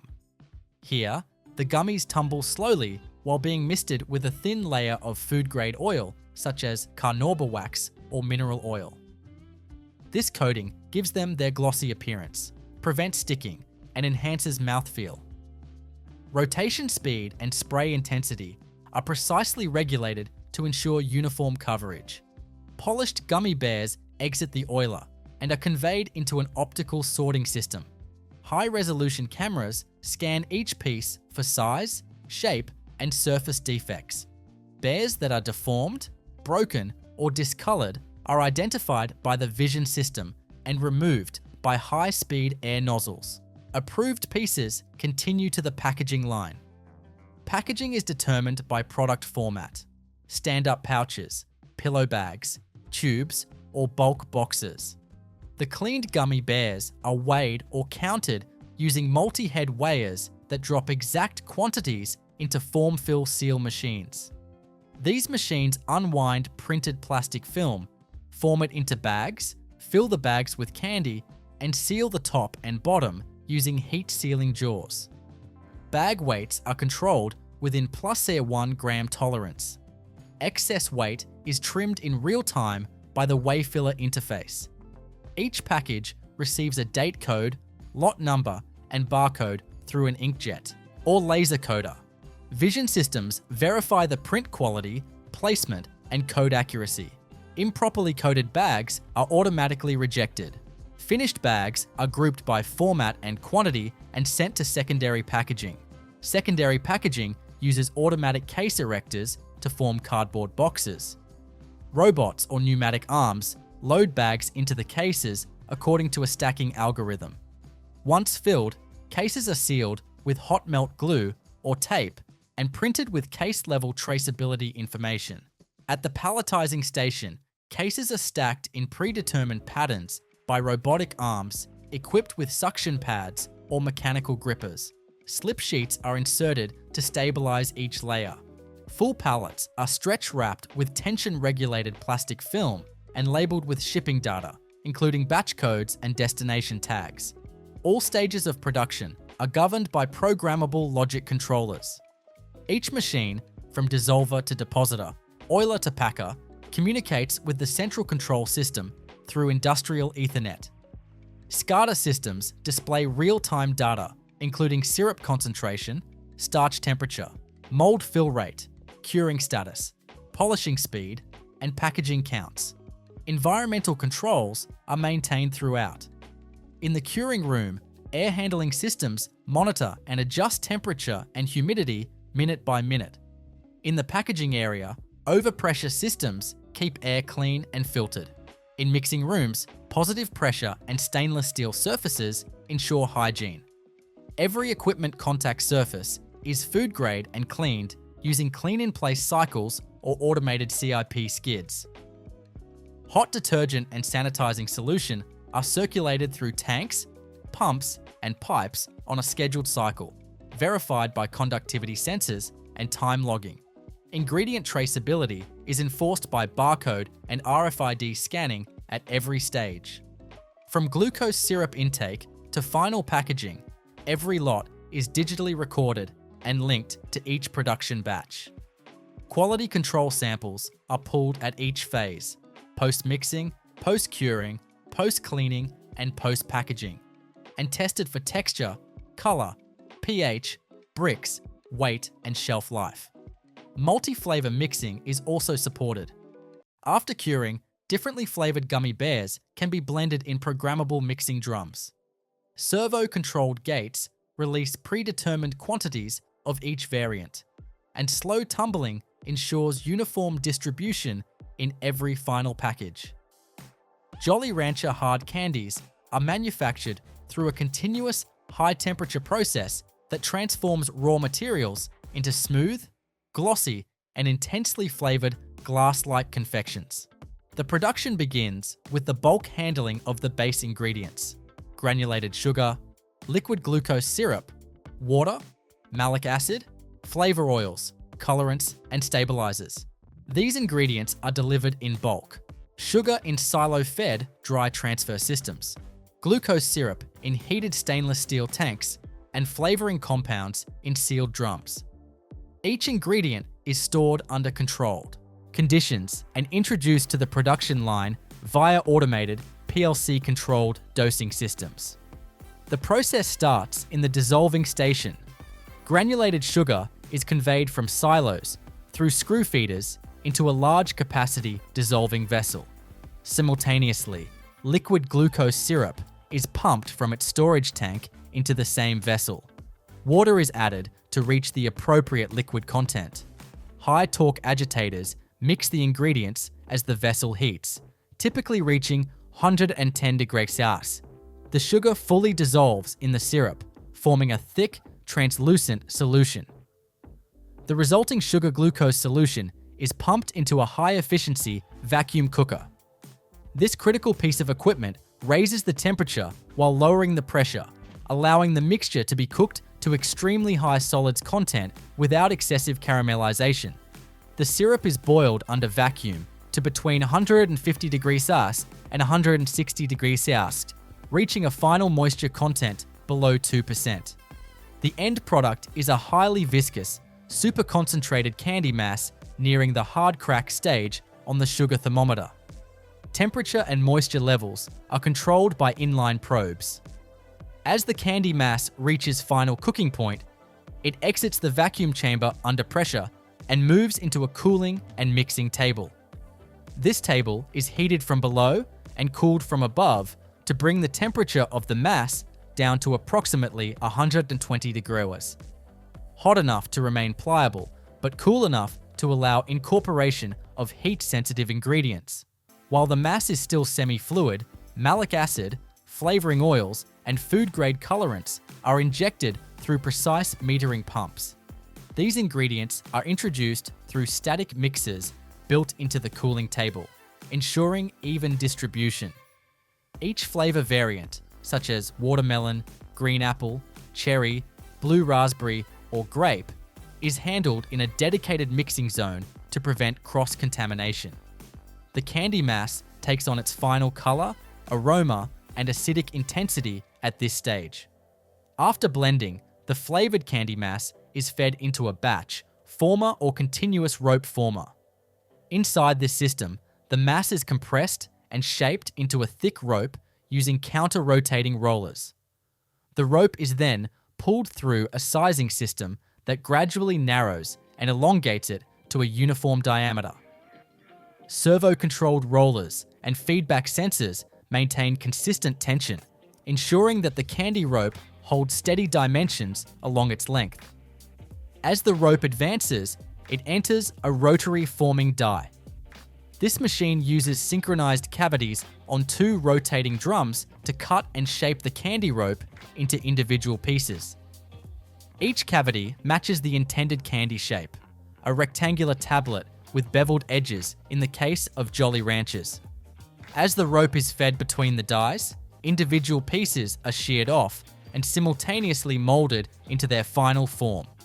The forming process is extremely fast, with cycle rates exceeding several hundred pieces per minute per line. Formed candies fall directly onto a moving belt, which carries them through a cooling tunnel. The tunnel is divided into zones with gradually decreasing temperatures, typically from 25 degrees C to 10 degrees C. Chilled, filtered air circulates above and below the conveyor. This controlled cooling ensures that the candy sets uniformly without developing sugar bloom, cracks, or warping. The candy surface hardens into a glossy, non-sticky shell with a glass-like texture. After cooling, the candies are conveyed to the wrapping station. A high-speed flow wrapper aligns the pieces single file using vibrating rails and timing screws. Each candy is fed onto a roll of waxed or metallized film printed with branding and product details.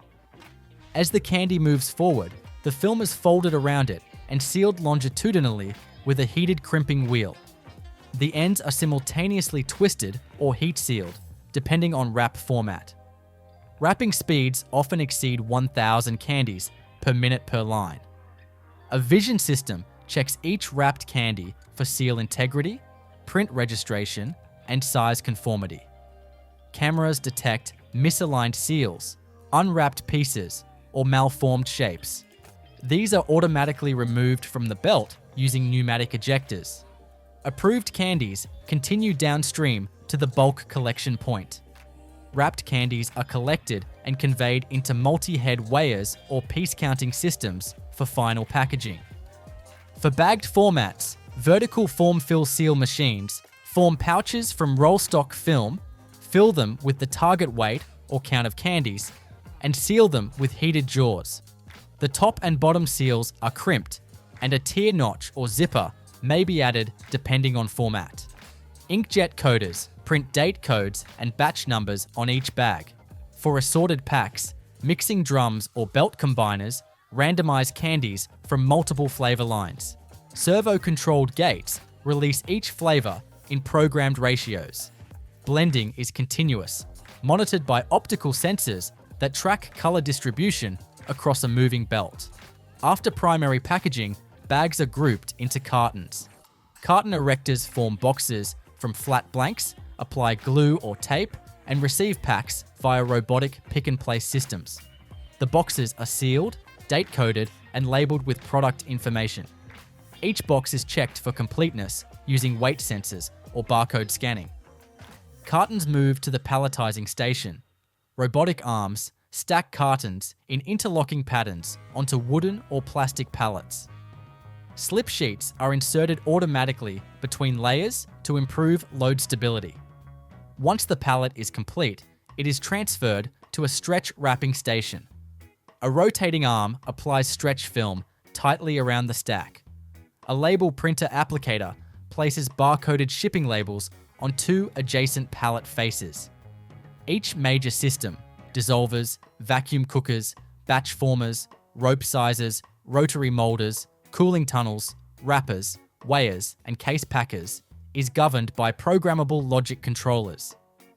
The PLC network is linked to a central SCADA system, which visualizes process parameters in real time. Operators monitor syrup concentration, cooking temperature, rope speed, forming pressure, wrapping rate, and line efficiency from control stations positioned throughout the plant. Ingredient traceability is built into the software. Every raw material lot is scanned upon arrival, stored in the ERP system, and assigned to a batch number. As the batch flows through cooking, forming, and wrapping, each step is logged automatically. Final products are traceable by barcode to their raw material sources and production parameters. Clean in-place systems run automatically at the end of each shift. The dissolvers, pumps, piping, and mixing tables are flushed with hot alkaline solution, followed by clean water rinses and sanitizing cycles. Cooling belts are brushed and vacuumed.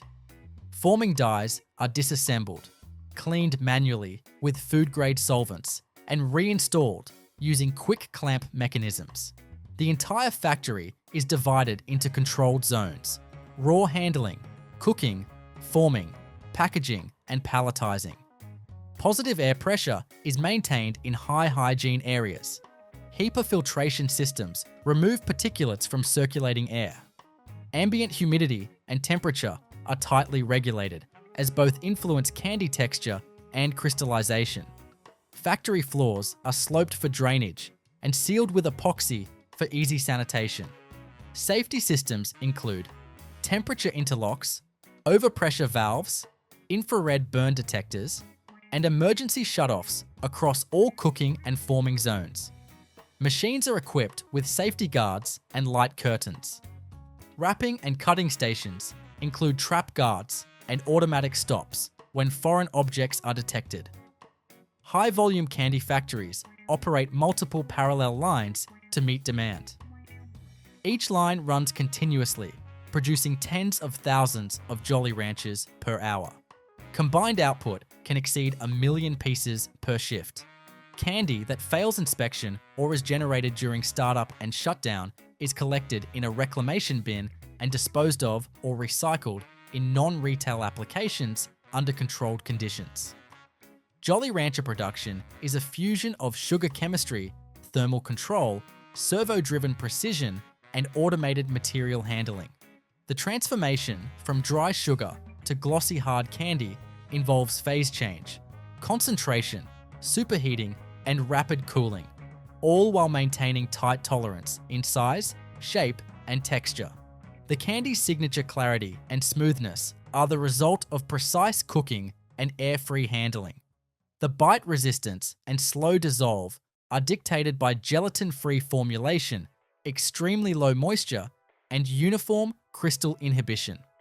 Color intensity, tartness, and flavor intensity are tightly tuned in, dosing systems calibrated to deliver fractions of a gram with every cycle. No part of the process is manual.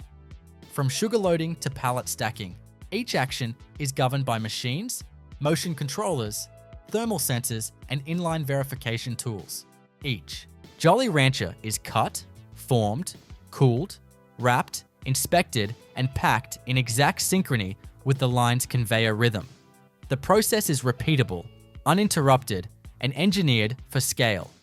Nerds candy production begins with granulated sugar as the core ingredient. Delivered in bulk via silo trucks, the sugar is stored in food-grade silos and transferred into the system through pneumatic conveying lines. The sugar crystals are metered using loss-in-weight feeders and introduced into the initial tumbling drum, the nucleus of the entire Nerds production process. The defining characteristic of Nerds is their irregular pebble shape and crunchy shell. This is achieved through a continuous layering process that transforms small sugar crystals into larger, asymmetrical, coated pieces. Production starts with microcrystalline sugar particles selected for their uniform size and dryness. These seed crystals are placed into a slow-rotating stainless steel coating drum. Inside, the environment is warm and dry, with dehumidified air pumped in to prevent clumping. As the drum rotates, a fine mist of sugar syrup is sprayed onto the tumbling seeds. The syrup is composed of dissolved sugar and glucose, kept at a precisely controlled temperature and viscosity. After each syrup spray, dry granulated sugar is dusted onto the seeds. The wet syrup binds the dry sugar, and centrifugal motion within the pan ensures even distribution around each particle. The syrup sugar drying cycle is repeated hundreds of times in quick succession, forming rough, uneven lumps that define the nerd's shape. Drying occurs continuously using a stream of low humidity, temperature-controlled air directed through perforated panels under the rotating pan. The airflow evaporates moisture from the syrup, setting each new layer of sugar into a hardened outer shell. The mass increases by milligrams with each cycle. The longer a particle stays in the pan, the larger and more jagged it becomes. This tumbling and layering process continues for 45 to 60 minutes per batch. Throughout the process, real-time particle sizing is conducted using an inline imaging system. Cameras mounted above the pan capture live footage and analyze the average diameter and surface profile of the particles. Once the growing nerds reach target size, they are automatically discharged through a slide gate at the base of the pan. The rough white sugar lumps exit into a vibratory conveyor that removes dust and separates underdeveloped pieces. Air jets blow away fines, while a mesh sieve sorts by size. Any particles below the acceptable size threshold are recycled into the seed stream for the next batch. The acceptable pieces move toward the coloring and flavoring stage. Flavoring begins with batch division. The uncolored nerds are split into flavor groups: grape, strawberry, watermelon, cherry, lemonade, and others. Each group enters a dedicated coating pan where they are flavored and dyed. These pans operate at higher rotation speeds to encourage rapid coverage. A fine mist of ethanol-based flavoring and food-safe dye is sprayed onto the tumbling pieces. The formulation includes fruit acids for tartness, aroma oils for intensity, and synthetic or natural dyes for color. The sprayed flavor and color mixture penetrates the porous surface of the sugar nugget, resulting in bright, vibrant colors and intense taste. As the solvent evaporates, the flavor becomes locked into the outer layer. Color intensity is monitored by spectrophotometers mounted above each pan. If deviation is detected, the spray nozzles adjust dye concentration in real time to maintain consistency. Once flavored and colored, the nerds are dried and cooled using forced ambient air blown over vibrating conveyor beds. These conveyors are lined with food-safe mesh belts to allow airflow from below. The drying stage ensures that the candies are free from any surface moisture or tackiness.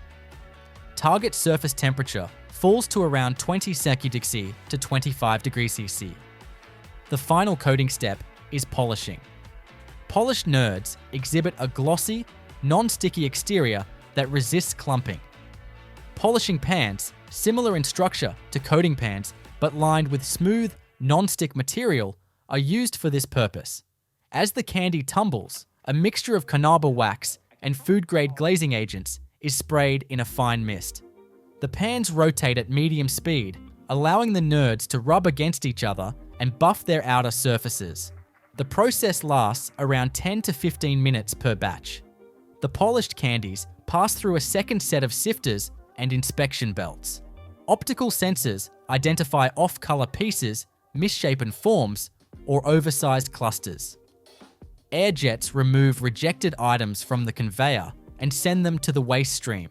The remaining pieces are ready for blending and packaging. Nerds are sold in assortments, which means different flavors must be combined in accurate ratios. This is managed by a computerized batching and blending system. Each flavor is held in a vibratory feeder that releases product onto a shared conveyor belt in precise weight percentages. Real-time flow rate monitoring is conducted using load cells beneath each feeder. The combined stream of multiple flavors forms a randomized mix of colors and shapes that fills each package. Packaging is handled by vertical form-fill seal machines and custom filling stations depending on container type. For the iconic dual-chamber box, a specialized dispenser fills 2 parallel compartments simultaneously.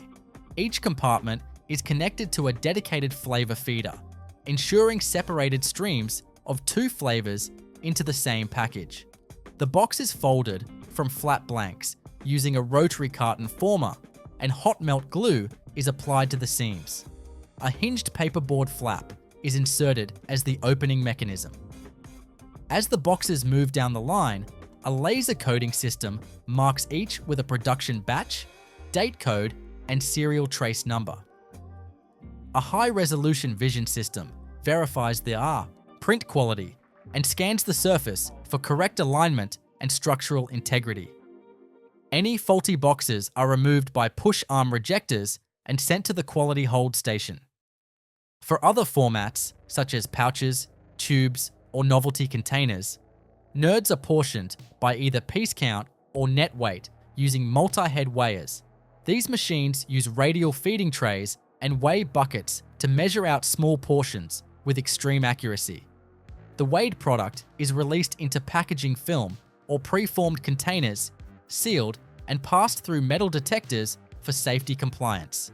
Once packaged, the product is conveyed into case packers.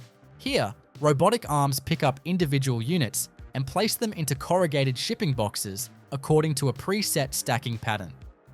Case sealers apply hot glue or tape to close the cartons, which are then labeled and conveyed to the palletizer. Automated palletizers use robotic gantries to stack cases onto wooden or plastic pallets.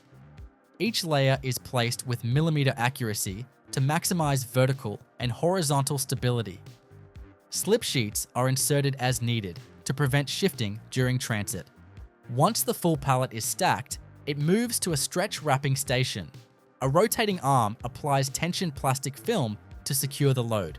A printed label with shipping information, SKU, pallet number, and barcode is applied before the pallet is routed to the warehouse. Throughout the production line, programmable logic controllers manage all operations, from syrup spray timing to coating pan rotation, flavor dosing, weight checking, and packaging synchronization.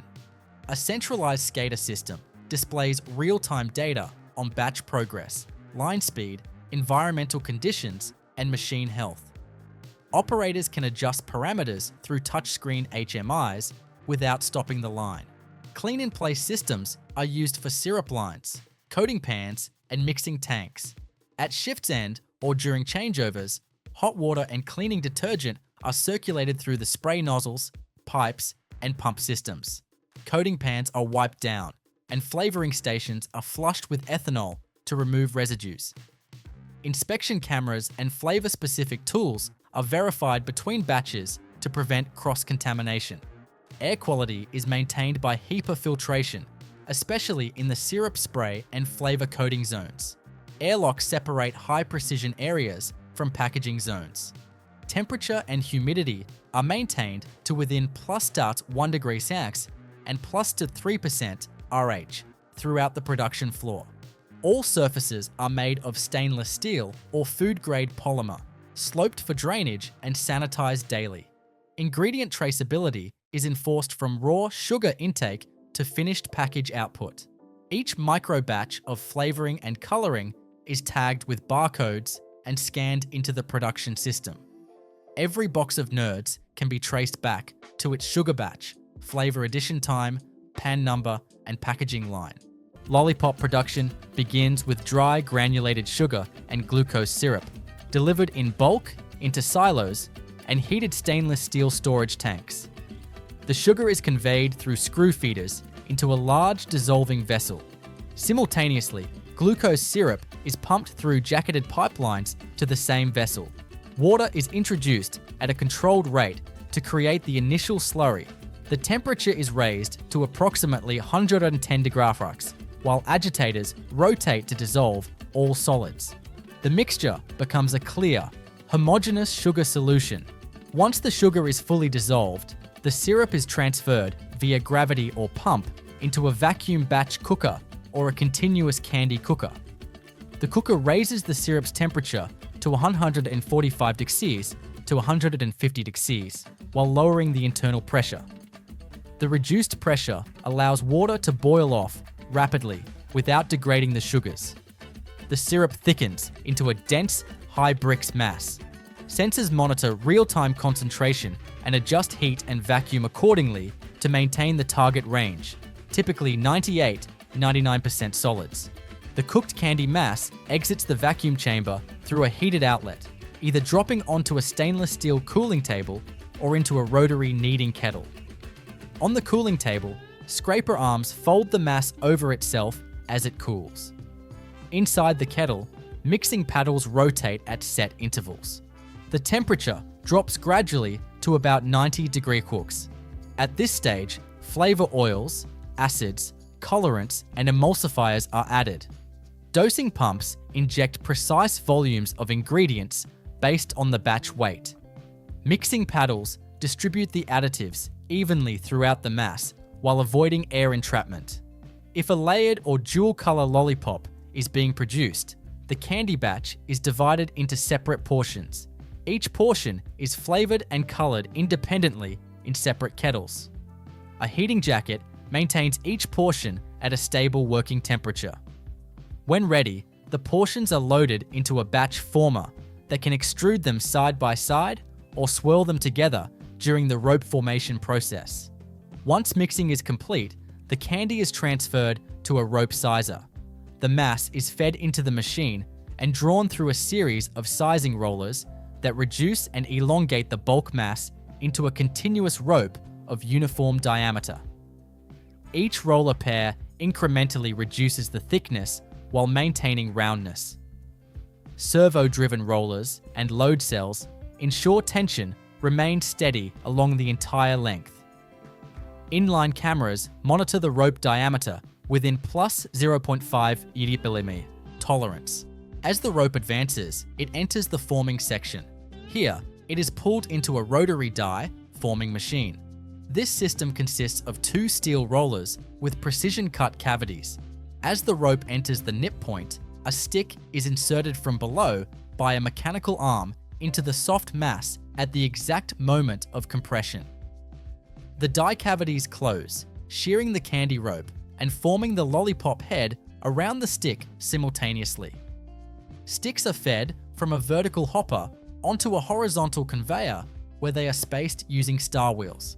They travel into the insertion mechanism where grippers or push rods insert them directly into the hot candy as it is formed. The insertion depth, pressure, and angle are all adjustable. Any stick not aligned properly is automatically rejected before contact with the product. After forming, lollipops drop onto a cooling conveyor. The system is divided into zones with progressively lower air temperatures, beginning at around 25 degrees Celsius and dropping to 10 degrees C. Air is circulated through HEPA filters to remove particulates and maintain constant humidity. Cooling takes 5 to 8 minutes, depending on candy size and formulation. The sticks are kept horizontal to prevent gravitational deformation of the still soft candy head. Once fully cooled and hardened, the lollipops enter the wrapping stage. Multiple high-speed wrapping machines operate in parallel. Each machine feeds film from a large roll. Photocells track registration marks to ensure proper logo alignment. Film is cut into pre-sized sheets and fed into the wrapping jaws.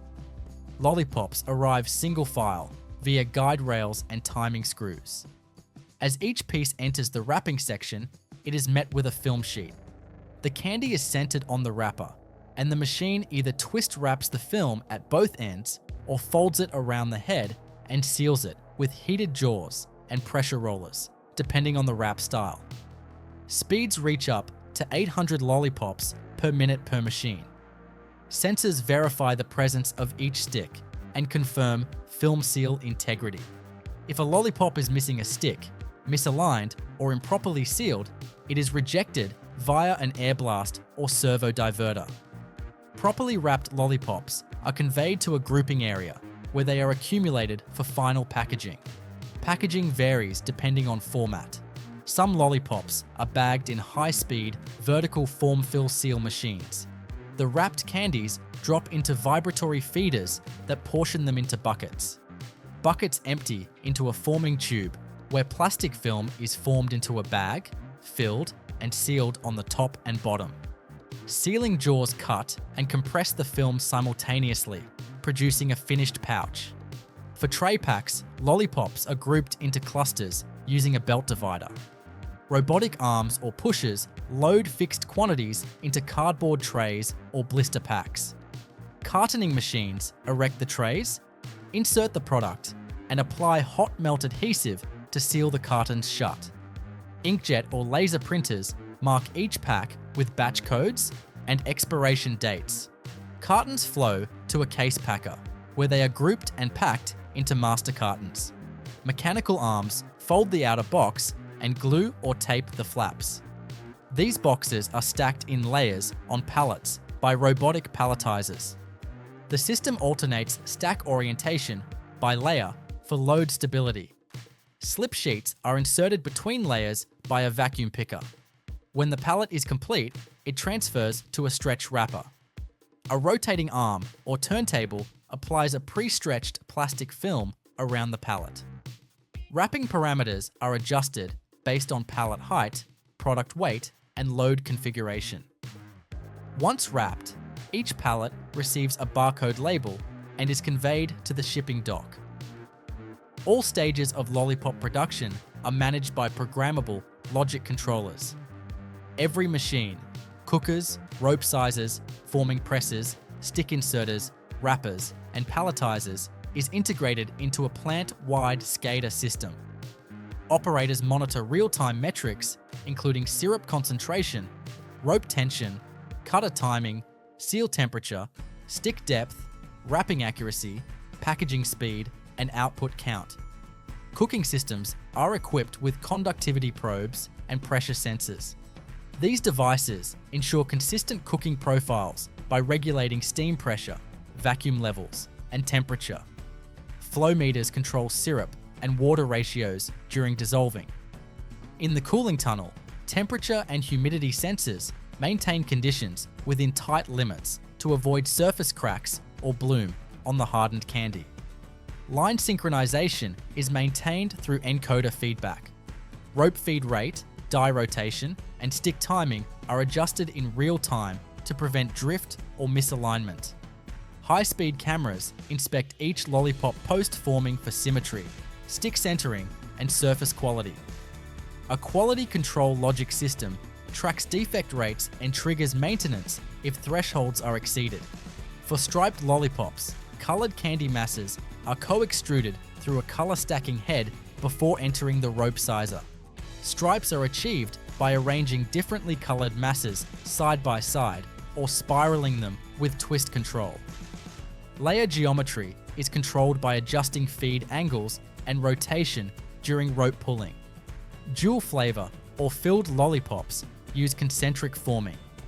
An inner core, often a soft center or powdered flavor pocket, is co-deposited during the forming process. Dual extruders feed the core and shell simultaneously through concentric nozzles. The rope is cut and shaped with the filling encased completely inside. Production speed depends on format. A single forming line can produce over 1,000 lollipops per minute. With multiple lines operating simultaneously, output scales into the millions per day. Each system runs continuously with minimal downtime. Quick release tooling and automated cleaning reduce changeover time between flavors or shapes. Cleaning in place systems are installed on all cooking, mixing, and delivery equipment. These cycles run automatically between batches. Hot water flushes remove residual candy. Caustic detergent circulates through tanks, pumps, and piping. A final rinse ensures all surfaces are food safe. The cleaning process is monitored by conductivity sensors and logged by the control system. Sticks are produced off-site to specification and delivered in bulk. Materials range from extruded polystyrene to compressed paper. Before entering the line, sticks pass through a stick inspector with vision sensors to check for length, roundness, and cleanliness. Only compliant sticks are fed into the press. Any deviation beyond plus 0.5 mm in length or 1 grallis of bend results in rejection. Muffin production in a factory begins with the precision handling of core ingredients: wheat flour, granulated sugar, vegetable oil, eggs or egg replacer, milk or whey solids, water, leavening agents, salt, emulsifiers, and flavor additives.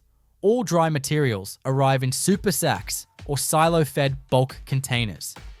Liquids are delivered in food-grade tankers and pumped directly into insulated holding tanks.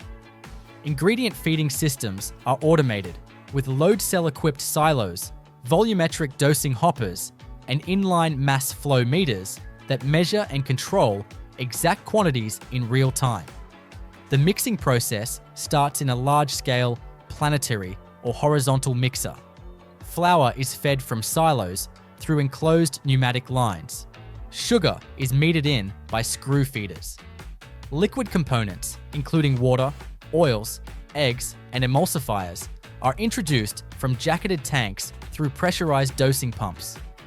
The mixer uses high-torque arms or paddles to fold the batter, and a PLC-based control system sequences ingredient additions based on a time and speed program. Sensors monitor viscosity, temperature, and mixing torque to determine completion. The mixing cycle is designed to develop a consistent batter texture while minimizing gluten overdevelopment. Most muffins use the muffin method, where liquids and dries are blended quickly with minimal agitation. The final batter is thick, glossy, and aerated. Scraper blades clean the sidewalls of the mixing bowl continuously to ensure uniformity throughout the mix. Once mixing is complete, the batter is pumped into an intermediate holding hopper. These hoppers are jacketed to maintain temperature, typically between 18 degrees Celsius and 26 degrees Celsius, and feature slow-speed agitators to prevent separation. The batter is held under light pressure to feed the depositors efficiently and without introducing excess air. Meanwhile, paper muffin cups are dispensed into baking trays by a cup denister. Trays are made from perforated metal or non-stick coated aluminum, often holding 12 to 24 cavities per tray. The trays travel along a conveyor system toward the depositing zone. As each tray enters the depositor station, it is precisely indexed into place by servo-controlled gates. Batter is deposited using multi-nozzle volumetric piston depositors. These depositors operate with individual cylinders that draw and dispense set volumes of batter into each cup. Fill weights are carefully calibrated, typically between 50 and 120 grams per muffin, depending on product specifications. Tolerances are within +/- 1.5 grams. Deposit profiles can be circular, spiral, or domed, depending on desired peak structure. Depositor heads are adjustable in height and spacing, allowing format changes without complete tooling replacement. For muffins with inclusions, such as blueberries, chocolate chips, or nuts, an ingredient dosing unit integrates with the depositor. Inclusions are metered into the batter just before deposition to prevent sinking or damage during mixing. The distribution system uses augers or vibration channels to deliver equal portions into each cup, either layered or blended depending on recipe. Optional toppings are applied at this stage. Streusel, sugar crystals, seeds, or flavored crumbles are dropped by overhead sprinklers or belt feeders. These systems are synchronized with tray motion, using vision sensors to detect cup position and deliver toppings directly onto the surface of each batter portion. Filled trays proceed to the oven. Industrial tunnel ovens, either gas-fired or electric, bake muffins continuously. The oven conveyor moves at a speed determined by product size and bake profile, typically yielding a dwell time of 12 to 18 minutes. Oven zones are independently controlled for top and bottom heat, with precise air circulation to ensure even baking. Core product temperature is monitored using inline thermocouples that pierce random samples. Exit temperature targets typically range from 93 degrees Celsius to 98 degrees Celsius. Inside the oven, batter rises due to the activation of chemical leavening agents. Steam forms from the water and egg content, expanding air cells and lifting the batter upward. As proteins coagulate and starches gelatinize, the muffin structure is set. Surface coloration and crust formation are controlled by air humidity and sugar content. Once baked, trays exit the oven onto a cooling conveyor. This conveyor is long enough to allow the muffins to cool from above 90 degrees Celsius down to ambient room temperature, usually within 20 to 30 minutes. High volume air blowers accelerate heat dissipation. Muffins remain in their trays during this time to retain shape and prevent sticking to belts. After cooling, muffins are depanned. A pneumatic or mechanical depanner inverts the tray and applies a brief vacuum or finger push to lift each muffin out. The muffin cups remain intact, and the products are transferred onto a belt for inspection. Empty trays are returned via overhead conveyors or underbelt returns to the cup denesting station for reuse. Muffins are now inspected by a vision system. Cameras mounted above and to the side scan each muffin for volume, surface cracks, peak height, and alignment in the paper cup. Any product that falls outside the specification window is diverted by a mechanical pusher or drop gate. Approved muffins continue to the A packaging zone. Packaging formats vary depending on customer needs. Muffins can be individually wrapped, packed in clamshell trays, or sealed into multi-packs. For individual wrapping, muffins are fed into a flow wrapping line. Each muffin enters a forming collar, where film is wrapped around it and sealed using heated rotary crimpers.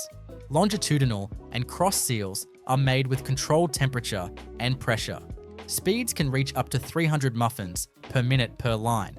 For clamshell packing, muffins are guided into a colada, where robotic pick and place arms grip each unit and place it into thermoformed PT trays. These trays are then lidded and sealed with tamper-evident films or snap-on covers. Date and batch codes are printed using thermal inkjet printers. For bulk or food service formats, muffins are loaded into cardboard display trays or placed directly into polyethylene-lined cartons.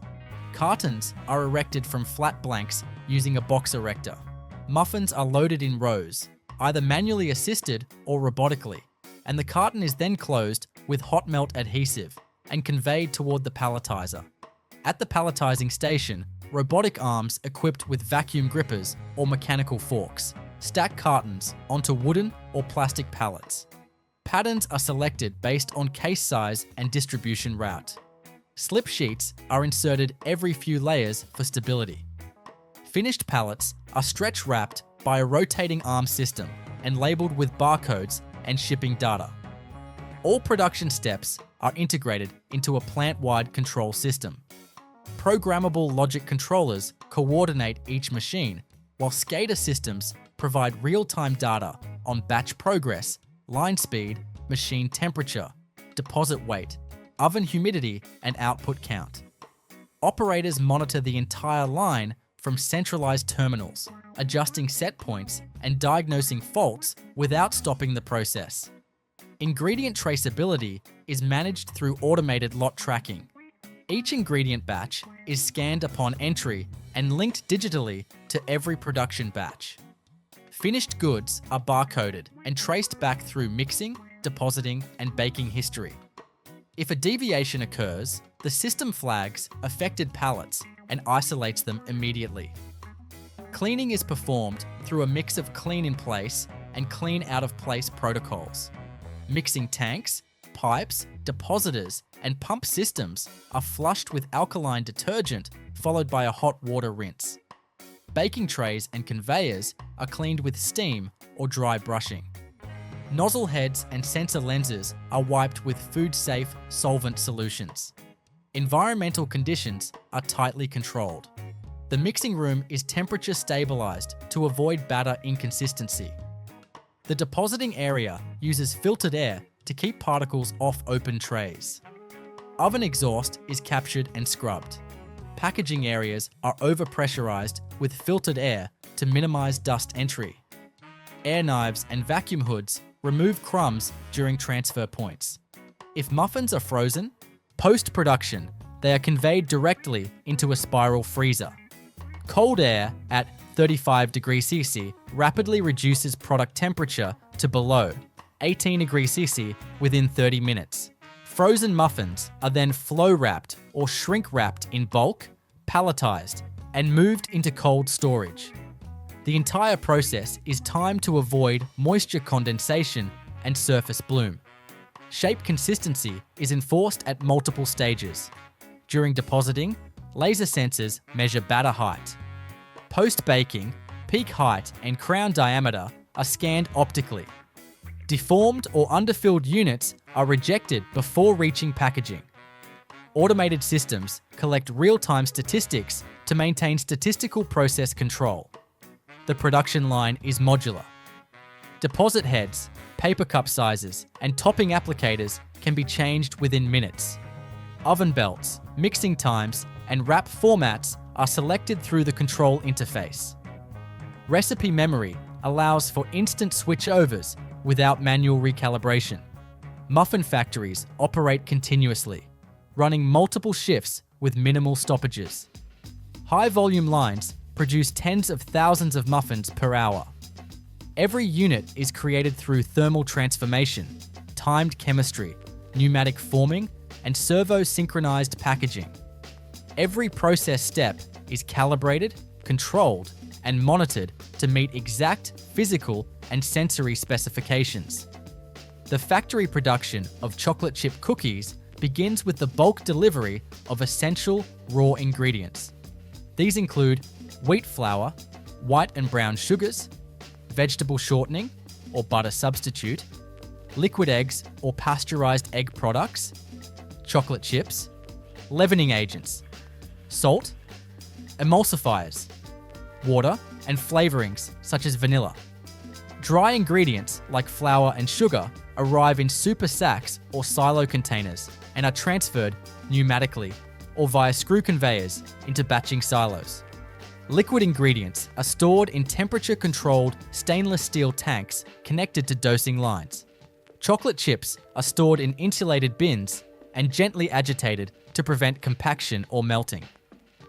Automated ingredient handling systems prepare each batch according to a programmed recipe. The process begins in the scaling room or dosing station, where load cells measure and release precise amounts of dry and wet ingredients into transport hoppers. Materials are conveyed into a high-capacity horizontal mixer, typically of the ribbon or paddle variety. These mixers are equipped with dual-axis blades and variable speed motors. Ingredients are added in a fixed sequence. Fats and sugars first to cream, then eggs and water, followed by dry powders, and finally chocolate chips. Mixing proceeds through defined phases. During the creaming phase, sugar granules break down the fat, creating air pockets essential for cookie spread and tenderness. The incorporation of eggs and water creates an emulsion that stabilizes the dough. As flour and leavening agents are added, the blades slow down to avoid overdevelopment of gluten. The chocolate chips are added last and folded gently to prevent breakage. Inline torque sensors monitor dough consistency, and viscosity meters verify proper development. Batch temperatures are maintained between 18 degrees Celsius and 24 degrees Celsius to prevent fat melt and preserve dough structure. Once mixed, the dough is transferred into a hopper positioned above the forming line. Dough moves via auger or vacuum feed into a volumetric portioning system.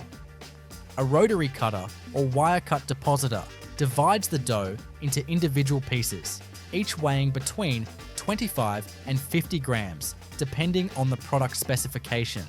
The depositor uses servo-driven pistons to extrude dough pieces onto a moving steel mesh or Teflon-coated band conveyor. Optical sensors monitor spacing, alignment, and shape, correcting for drift in real time. For wire-cut lines, dough is pushed through nozzles and sliced cleanly by a fast-moving wire as the band advances. For rotary molded formats, dough is pressed into engraved molds on a rotating drum, then released onto the band using a flexible scraper blade. Shape, weight, and chip distribution are confirmed by an overhead vision inspection system using laser profiling and high-speed imaging. Defective pieces are automatically rejected via air puffs or diverter gates. Decorative or functional toppings, such as extra chocolate chips, coarse sugar, or sea salt, can be added before baking. These are applied using vibratory feeders or pneumatic dispensers, synchronized with the conveyor speed. Toppings are placed with positional accuracy, controlled by encoder feedback. The unbaked cookies enter the oven on a continuous conveyor. Most large-scale bakeries use tunnel ovens ranging from 25 to 60 meters in length. Ovens may be gas-fired, electric, or hybrid, and are divided into multiple heating zones. Each zone has independently controlled top and bottom heating elements, recirculating fans, and steam injection systems. Bake times range from 6 to 12 minutes, depending on cookie size, dough moisture, and desired texture. As cookies pass through the oven, heat activates the leavening agents, causing the dough to expand. Water turns to steam, fats melt, and proteins begin to coagulate. Sugars caramelize on the surface, contributing to flavor and browning. Top heat ensures color formation, while bottom heat ensures base firmness. An inline thermal imaging system monitors surface temperature and identifies any uneven baking. Oven humidity is also regulated to manage cookie moisture and bite texture. After baking, cookies exit the oven at internal temperatures above 90 degrees and quarks. They are transferred to a multi-tiered cooling conveyor that spans 20 to 40 meters in length. Cool ambient air is blown across the surface of the cookies to gradually reduce their temperature to 30 degrees or lower. The cooling line uses stainless steel or open mesh plastic belts to allow airflow from above and below. Rapid cooling is avoided to prevent cracking or structural collapse. Crumb blowers and air knives remove any loose particles generated during baking. Once cooled, cookies pass through a final inspection station. A high-speed vision system checks each unit for diameter, thickness, browning level, chip exposure, and edge uniformity. Any cookie failing the inspection parameters is ejected automatically. Passing cookies proceed to the packaging section. Depending on the final format, cookies may be packed in flow wrap, trays, clamshells, or flexible pouches. For flow wrap, cookies are aligned single file by a lane guide and transferred onto film. Film is unwound from a roll, cut to length, and wrapped around each cookie. Heat-sealing jaws close the ends and form a longitudinal seam. Wrapping speeds can exceed 500 cookies per minute per lane. For tray packing, cookies are collated into rows by a bucket conveyor and placed into pre-formed plastic or paperboard trays by robotic pickers. In multi-pack formats, cookies are stacked vertically or nested side by side using servo-driven stackers. These stacks are inserted into pouches or boxes that are formed, filled, and sealed in a continuous motion machine. Machines apply nitrogen flush to pouches before sealing to displace oxygen and extend shelf life. Date codes and batch numbers are applied using thermal inkjet printers or laser coders. Barcodes are printed for inventory and traceability. Wrapped products are collated into cartons by robotic arms equipped with suction grippers. Cartons are sealed with hot melt glue and stacked onto pallets in pre-programmed patterns. Palletizers use multi-axis robots with slip sheet dispensers to build stable, shippable loads. Pallets are conveyed to a stretch wrapper where they are secured with plastic film. Labels with tracking codes and distribution information are applied before pallets are moved to dispatch or cold storage. All stages of production are monitored and controlled by a centralized PLC-based automation system. The entire factory line is integrated through SCADA interfaces that provide operators with real-time dashboards showing mixer status, dough temperature, line speed, oven zone profiles, moisture content, wrapping rate, and defect counts. Recipe management software ensures every batch conforms to specification and every change is logged digitally. Clean-in-place systems are used for all dough contact equipment. After production, mixers, hoppers, pipelines, and depositors are flushed with food-safe detergent and rinsed with hot water. Belt surfaces are cleaned with steam or sanitizing solution and scraped with mechanical blades. Oven interiors are brushed and vacuumed between shifts to remove carbonized residue. Environmental conditions like air pressure, temperature, and humidity are tightly controlled in all processing zones to prevent microbial growth and maintain dough stability. Ingredient traceability is maintained through barcode scanning and batch logging. Each input is recorded upon arrival and linked to its corresponding finished batch. If any quality issue is detected downstream, affected products can be isolated immediately through backtracking. Quality assurance teams conduct routine sampling, including water activity, texture, chip dispersion, packaging seal integrity, and shelf life simulations in controlled chambers. Some facilities operate in robing lines for chocolate-dipped or striped cookies. These cookies exit the oven and are passed through a tempering tunnel where they receive a coating of milk, dark, or white chocolate. The coating is applied using cascading curtains or rotating drums, followed by a cooling tunnel with airflow designed to produce a glossy finish and stable crystallization.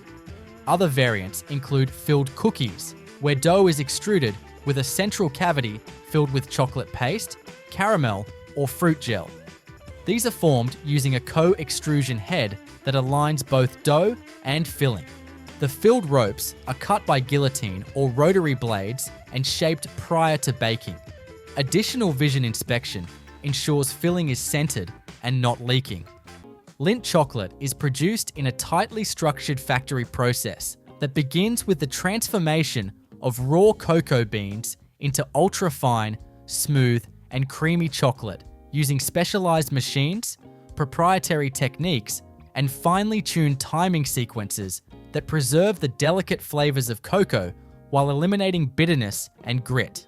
The process begins when whole dried cocoa beans arrive at the factory in large bulk containers and are conveyed directly into storage silos built to maintain low humidity and a stable temperature to prevent any premature oxidation or moisture absorption.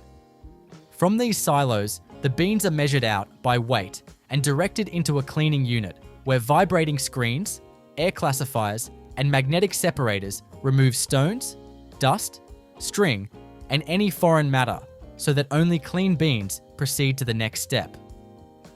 The cleaned cocoa beans are then transferred to a batch roaster or continuous drum roaster, which exposes them to dry hot air with precise temperature control and rotation speed to ensure the beans are heated evenly from all sides. Roasting develops the flavor of the cocoa, reduces astringency, and darkens the color of the nibs inside the shell. The temperature and duration of roasting are carefully controlled depending on the variety and origin of the bean and are adjusted based on moisture content and desired flavor profile. Once roasted, the beans are cooled rapidly using forced air to prevent over-roasting, and then they move to the winnowing machine. The winnowing process cracks each roasted bean and separates the outer shell from the nibs inside. This is done using mechanical rollers that crush the beans gently, and blowers that blow away the lighter shells while heavier nibs fall into collection bins. The winnowed nibs are what contain the cocoa solids and cocoa butter required for chocolate production. These nibs are directed into large grinding chambers where rotating steel drums or stone rollers crush them into a thick, dark, gritty paste known as cocoa liquor. This liquor is then pumped into a series of high-pressure hydraulic presses that separate the fat from the solids. The fat becomes cocoa butter, while the remaining cake is pulverized into cocoa powder. In parallel, whole milk powder, sugar, and additional cocoa butter are stored in bulk hoppers and prepared to be added to the chocolate base. The exact formulation depends on whether the chocolate being made is milk, dark, or white. For milk chocolate, cocoa liquor is blended with sugar, milk powder, and cocoa butter in large horizontal mixers until a uniform paste forms. This coarse chocolate mass is then sent to the refining stage.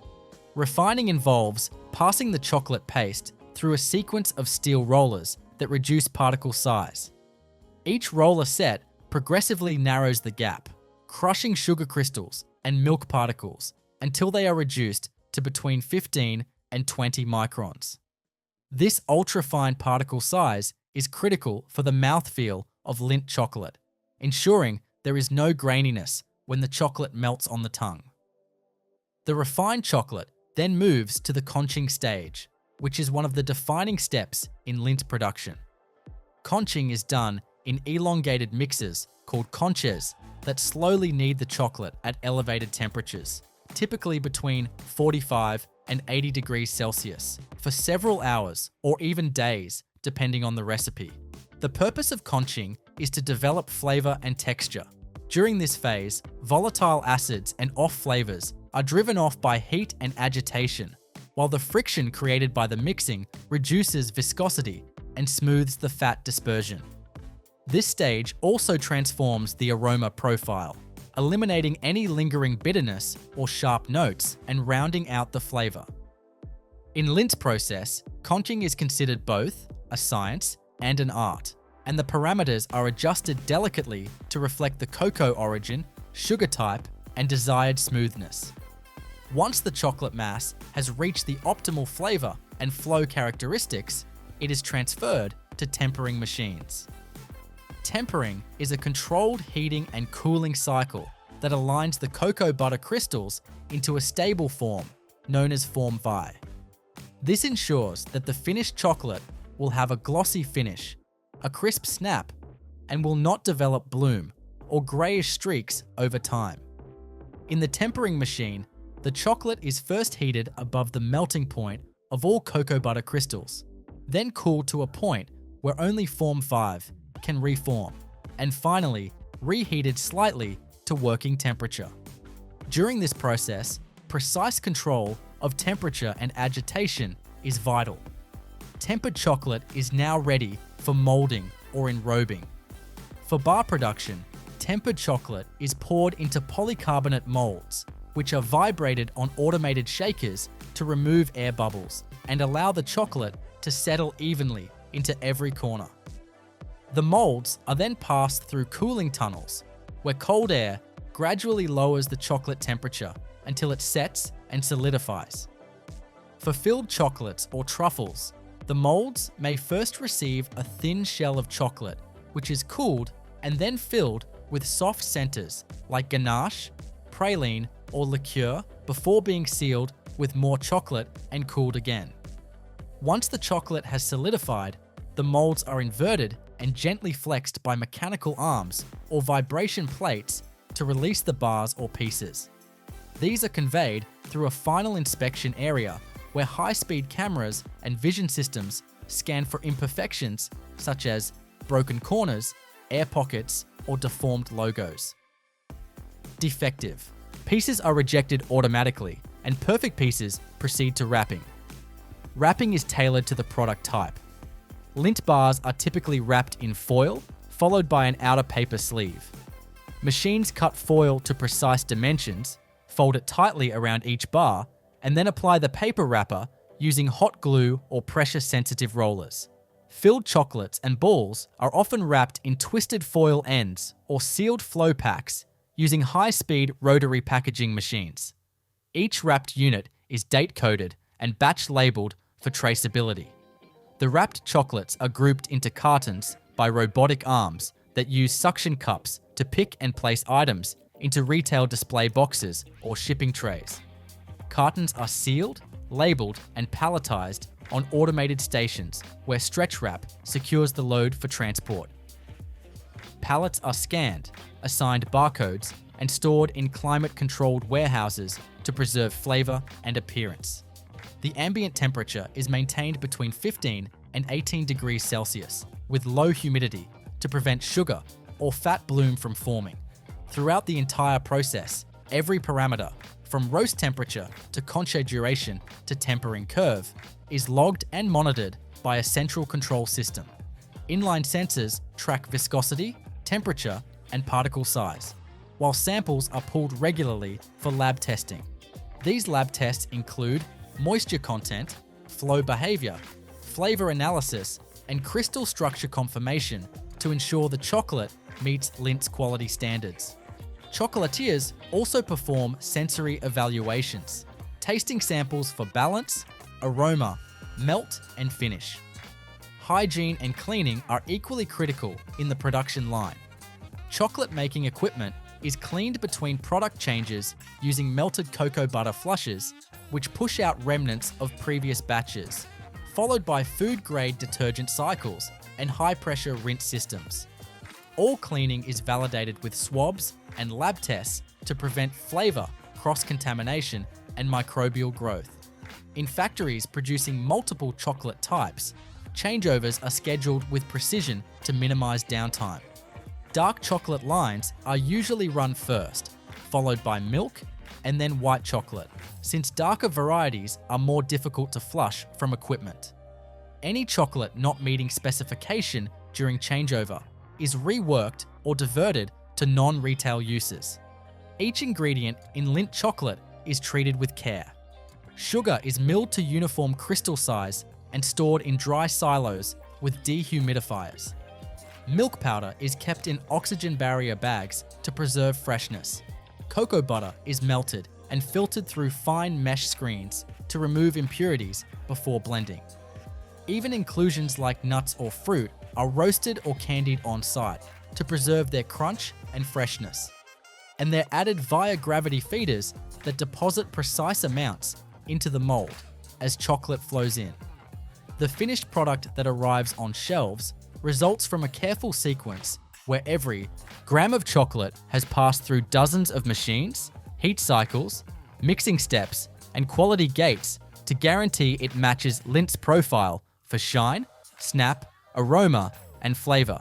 From bean to bar, the chocolate moves with purpose through a network of conveyors, tanks, rollers, pumps, sensors, and skilled calibration, ensuring that what ends up in the foil wrapper is not just chocolate, but a refined and deliberate experience.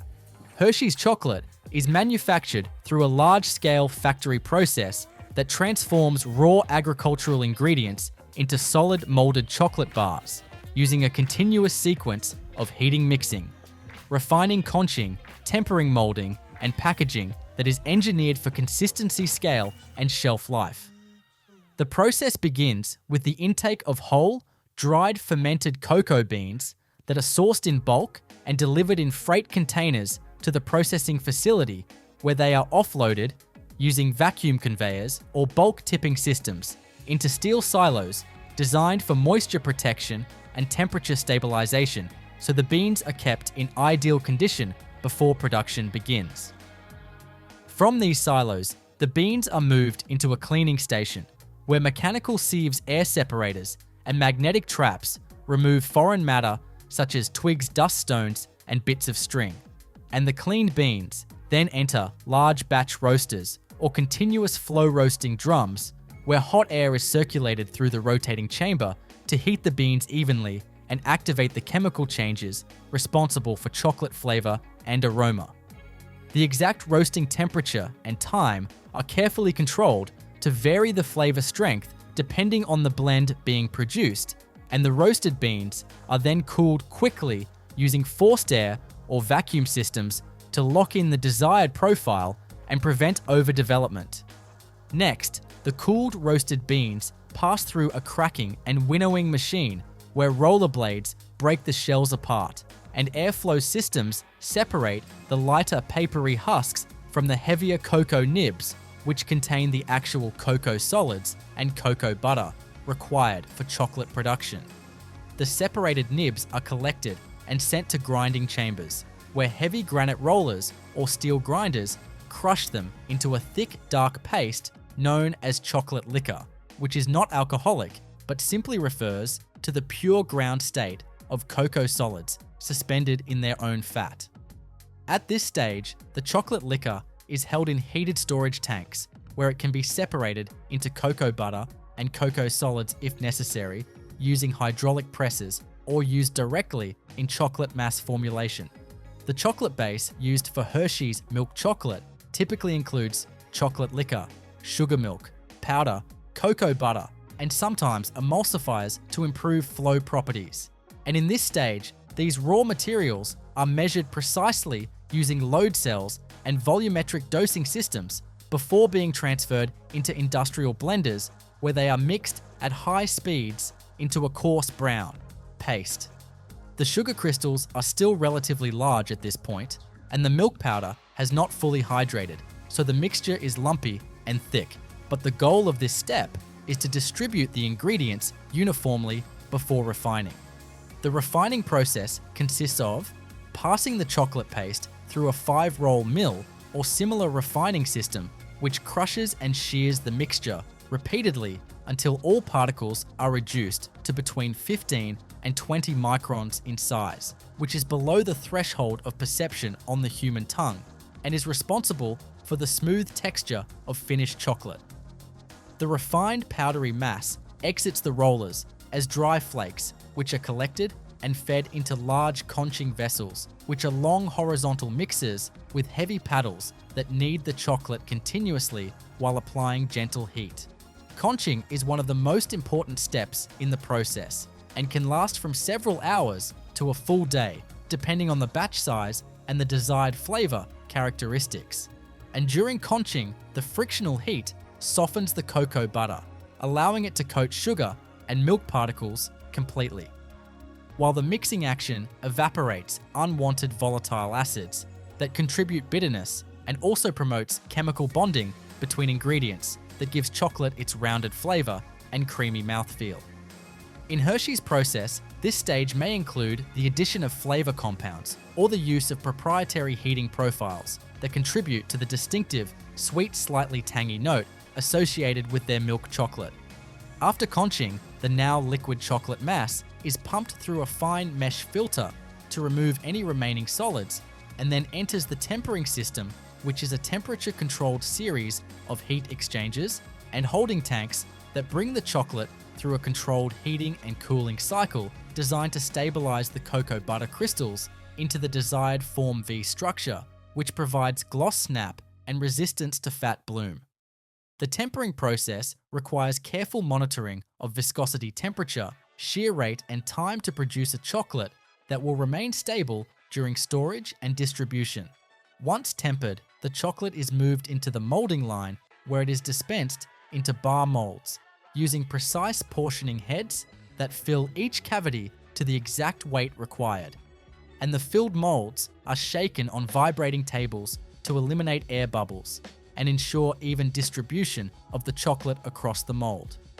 The molds then pass through a cooling tunnel where refrigerated air is circulated in stages to gradually bring the chocolate down to the release temperature, allowing it to solidify without developing stress cracks or surface bloom.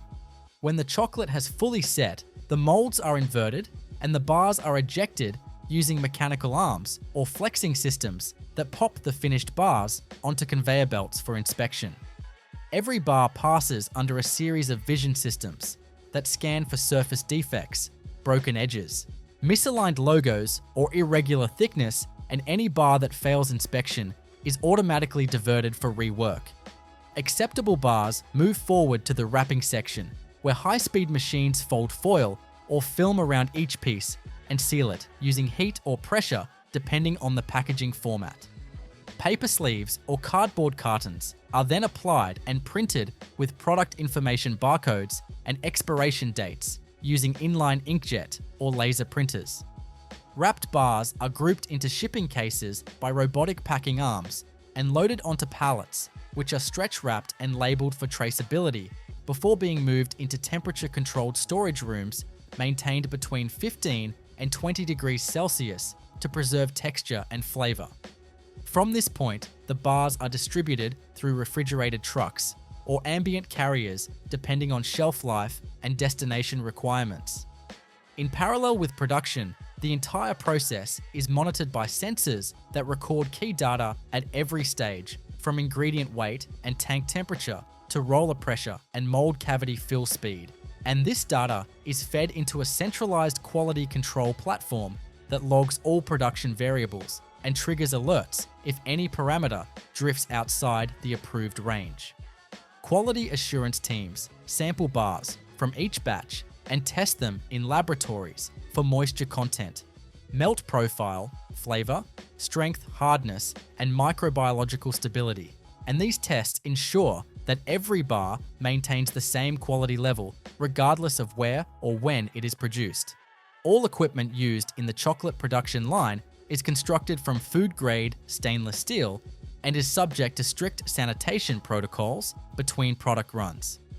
Clean-in-place systems flush liquid chocolate from pipes and tanks using melted cocoa butter, followed by hot detergent solutions and sterile water rinses. And these cleaning cycles are verified using swab tests and microbial analysis before the next production run begins. During cleaning, mechanical components such as belts, pumps, and seals are inspected for wear and lubricated with food-safe oils to maintain performance and prevent contamination. Because Hershey produces multiple chocolate types, including dark white and flavored variants, the factory must perform regular changeovers that are scheduled with precision to minimize waste and avoid flavor crossover. And this is typically done by running from the lightest product to the darkest, so that any residual ingredients are less likely to impact flavor in the next batch. Storage of ingredients is just as critical as processing, and milk powder is kept in dehumidified silos lined with oxygen barriers, while cocoa butter is stored in heated jacketed tanks that maintain a constant liquid state, and sugar is held in dry bins fitted with vibratory feeders to ensure consistent flow into the mixers. Even inclusions like almond toffee or cookie pieces are added through dedicated feeders designed to introduce solids at the molding stage without disrupting flow or causing jams. From beginning to end, Hershey's chocolate production line is a finely tuned balance of mechanical engineering, food science, and sensory evaluation, where the transformation of beans into bars depends on maintaining strict control over texture, flavor, and structural integrity. The iconic bars that result are the outcome of thermal history, particle refinement, fat crystallization, and packaging precision that together produce a chocolate that is consistent across millions of units and recognized by consumers around the world. Godiva chocolate production begins with the careful handling of raw cocoa beans, which arrive at the factory in bulk loads from cocoa growing regions and are stored in cool, dry silos that prevent moisture contamination, oxidation, and pest activity. These beans are first cleaned through mechanical sifters that remove stone shells, dust, and organic debris using a series of vibrating screens, suction fans, and magnetic traps. Once cleaned, the beans are weighed and portioned by automated systems and conveyed to the roasting chambers, which are precision-engineered rotating drums capable of uniform thermal penetration across the entire mass of cocoa beans. Roasting is the first flavor-developing stage in the chocolate-making process, and in the Godiva production method, it is carried out at moderate temperatures for extended periods, which helps preserve the aromatic volatiles while driving off unwanted acidity and bitterness. Each batch is roasted based on its origin and moisture level, with constant temperature regulation using internal thermocouples that feed data to a computerized control system. Once the beans are fully roasted, they are immediately cooled with forced air systems that halt the roasting curve and stabilize the volatile compounds formed during heating. The next step is winnowing, which involves cracking the roasted beans open to separate the brittle shells from the cocoa nibs inside. The beans pass through a mechanical cracker that gently fractures them, and a pneumatic winnower that blows the lighter shells away while the heavier nibs fall into collection bins. These nibs are the core ingredient in all chocolate and contain both cocoa solids and cocoa butter in their natural ratio. The nibs are routed to a pre-grinding unit where rotating stone rollers or steel discs crush them into a thick, gritty paste known as cocoa liquor. This liquor is heated slightly to reduce viscosity and then transferred to high-pressure hydraulic presses that squeeze out the cocoa butter, leaving behind a dense cake of compressed solids which are ground into cocoa powder. For milk chocolate production, the cocoa liquor is blended with refined sugar, high-quality milk powder, additional cocoa butter, and in some recipes, a hint of vanilla or lecithin, which acts as an emulsifier. Each ingredient is dosed using gravimetric feeders and poured into large, high-speed mixers where they are combined into a smooth, uniform brown paste. This initial chocolate mass is far too coarse to be palatable, so it is sent to the refining system. This consists of a 5-roll mill where the mixture passes between sets of rollers that progressively reduce the particle size down to below 20 microns, creating a texture that feels smooth and creamy on the tongue. After refining, the powdered chocolate mass is transferred into conching machines, which are large horizontal vessels with internal mixing blades that work the chocolate slowly while applying gentle heat. This process can take anywhere from 12 to 24 hours, depending on the desired flavor profile, and is critical for developing the smooth texture, deep aroma, and balanced flavor that distinguishes Godiva from other mass-market chocolates. The conching action evaporates undesirable acids and moisture while distributing the cocoa butter evenly over every particle, which contributes to the distinctive mouthfeel and melt of the final product. Once conching is complete, the chocolate is sent through a filtration unit to remove any remaining impurities and then proceeds to the tempering stage, which is one of the most technically precise parts of the entire process. Tempering involves heating the chocolate to above its melting point, then cooling it down to initiate the formation of stable cocoa butter crystals known as Form 5, and then slightly reheating it to a working temperature, where those crystals can be maintained in suspension. This controlled crystallization ensures that the finished chocolate will have a glossy sheen, a crisp snap when broken, and a long shelf life without the development of sugar or fat bloom. The entire tempering process is carried out in enclosed stainless steel tanks equipped with agitators and digital thermostats that keep the temperature profile exactly within a 1-degree tolerance. The tempered chocolate is now ready for molding or enrobing. For solid chocolate bars or shapes, the tempered chocolate is poured into precision-engineered molds made of food-grade polycarbonate. These molds are vibrated to remove air bubbles and ensure that the chocolate spreads evenly into every corner and detail of the design. The filled molds then pass through a cooling tunnel that gradually lowers the temperature, allowing the chocolate to solidify and contract slightly so it can release cleanly from the mold. The pieces are then turned out and conveyed to the packaging line. For filled chocolates like pralines, truffles, and caramels, the process adds additional steps. The mold is first coated with a thin layer of tempered chocolate using spinning or tilting mechanisms to create a uniform shell. This shell is cooled just enough to firm up and then filled with liquid centers like ganache hazelnut paste or fruit cream using precision nozzles that deliver exact volumes to each cavity. Once filled, the chocolates are sealed with a final layer of chocolate and sent through a second cooling tunnel to solidify completely. These filled chocolates are then demolded and sent to wrapping.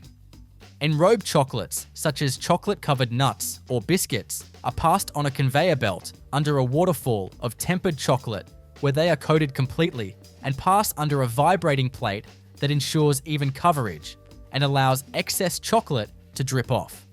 The enrobed pieces then pass through a cooling tunnel similar to the molded chocolates where the coating solidifies uniformly. Wrapping is carried out using high-speed automated systems that use foil or flow wrap depending on the product. Each chocolate is first wrapped in an inner layer to preserve freshness and then given an outer wrap or box depending on whether it's a single piece or part of a collection. These wrappers are applied using thermal sealers and folded precisely by mechanical arms to maintain presentation quality. The finished chocolates are grouped into assortments using pick-and-place robots that load them into rigid trays or decorative boxes, which are then closed, labeled, and shrink-wrapped for transport. Throughout the entire production process, quality control is integrated into every stage. Inline sensors measure parameters like particle size, viscosity temperature, and moisture content.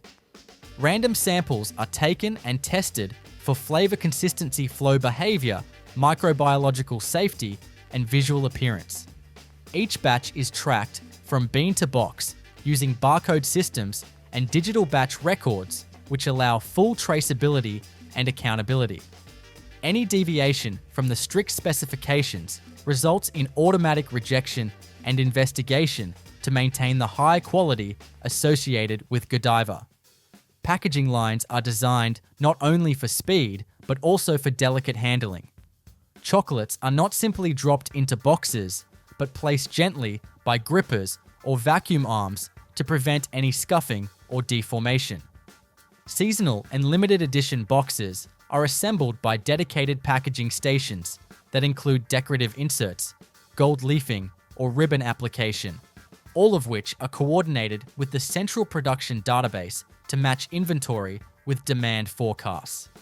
Finished products are palletized automatically and moved to cold storage areas where the ambient temperature is held between 15 and 18 degrees Celsius with low humidity to protect against fat bloom sugar crystallization or flavor degradation. Logistics systems monitor inventory in real time and coordinate dispatch using climate-controlled vehicles that ensure the chocolates arrive at retail destinations in pristine condition. Factory sanitation is handled with clean-in-place systems for all enclosed equipment and rigorous manual cleaning protocols for all external surfaces. Between product types, especially when transitioning from dark to milk or white chocolate lines, are flushed with cocoa butter and inspected using allergen tests to confirm no cross-contamination occurs. Equipment such as molds tempering tanks and piping is made from food-grade stainless steel and is subject to frequent validation, including swab tests, microbiological plating, and ATP analysis. Each product that leaves the factory reflects a meticulously controlled combination of mechanical design, sensory expertise, thermal precision, and ingredient handling, all executed on a scale that allows handcrafted quality to meet global demand. Godiva's reputation depends on this balance, where artistry meets automation, where every bar and truffle is not only shaped by steel and steam, but guided by formulas and feedback that ensure every box offers the same refined, luxurious experience no matter where it is opened.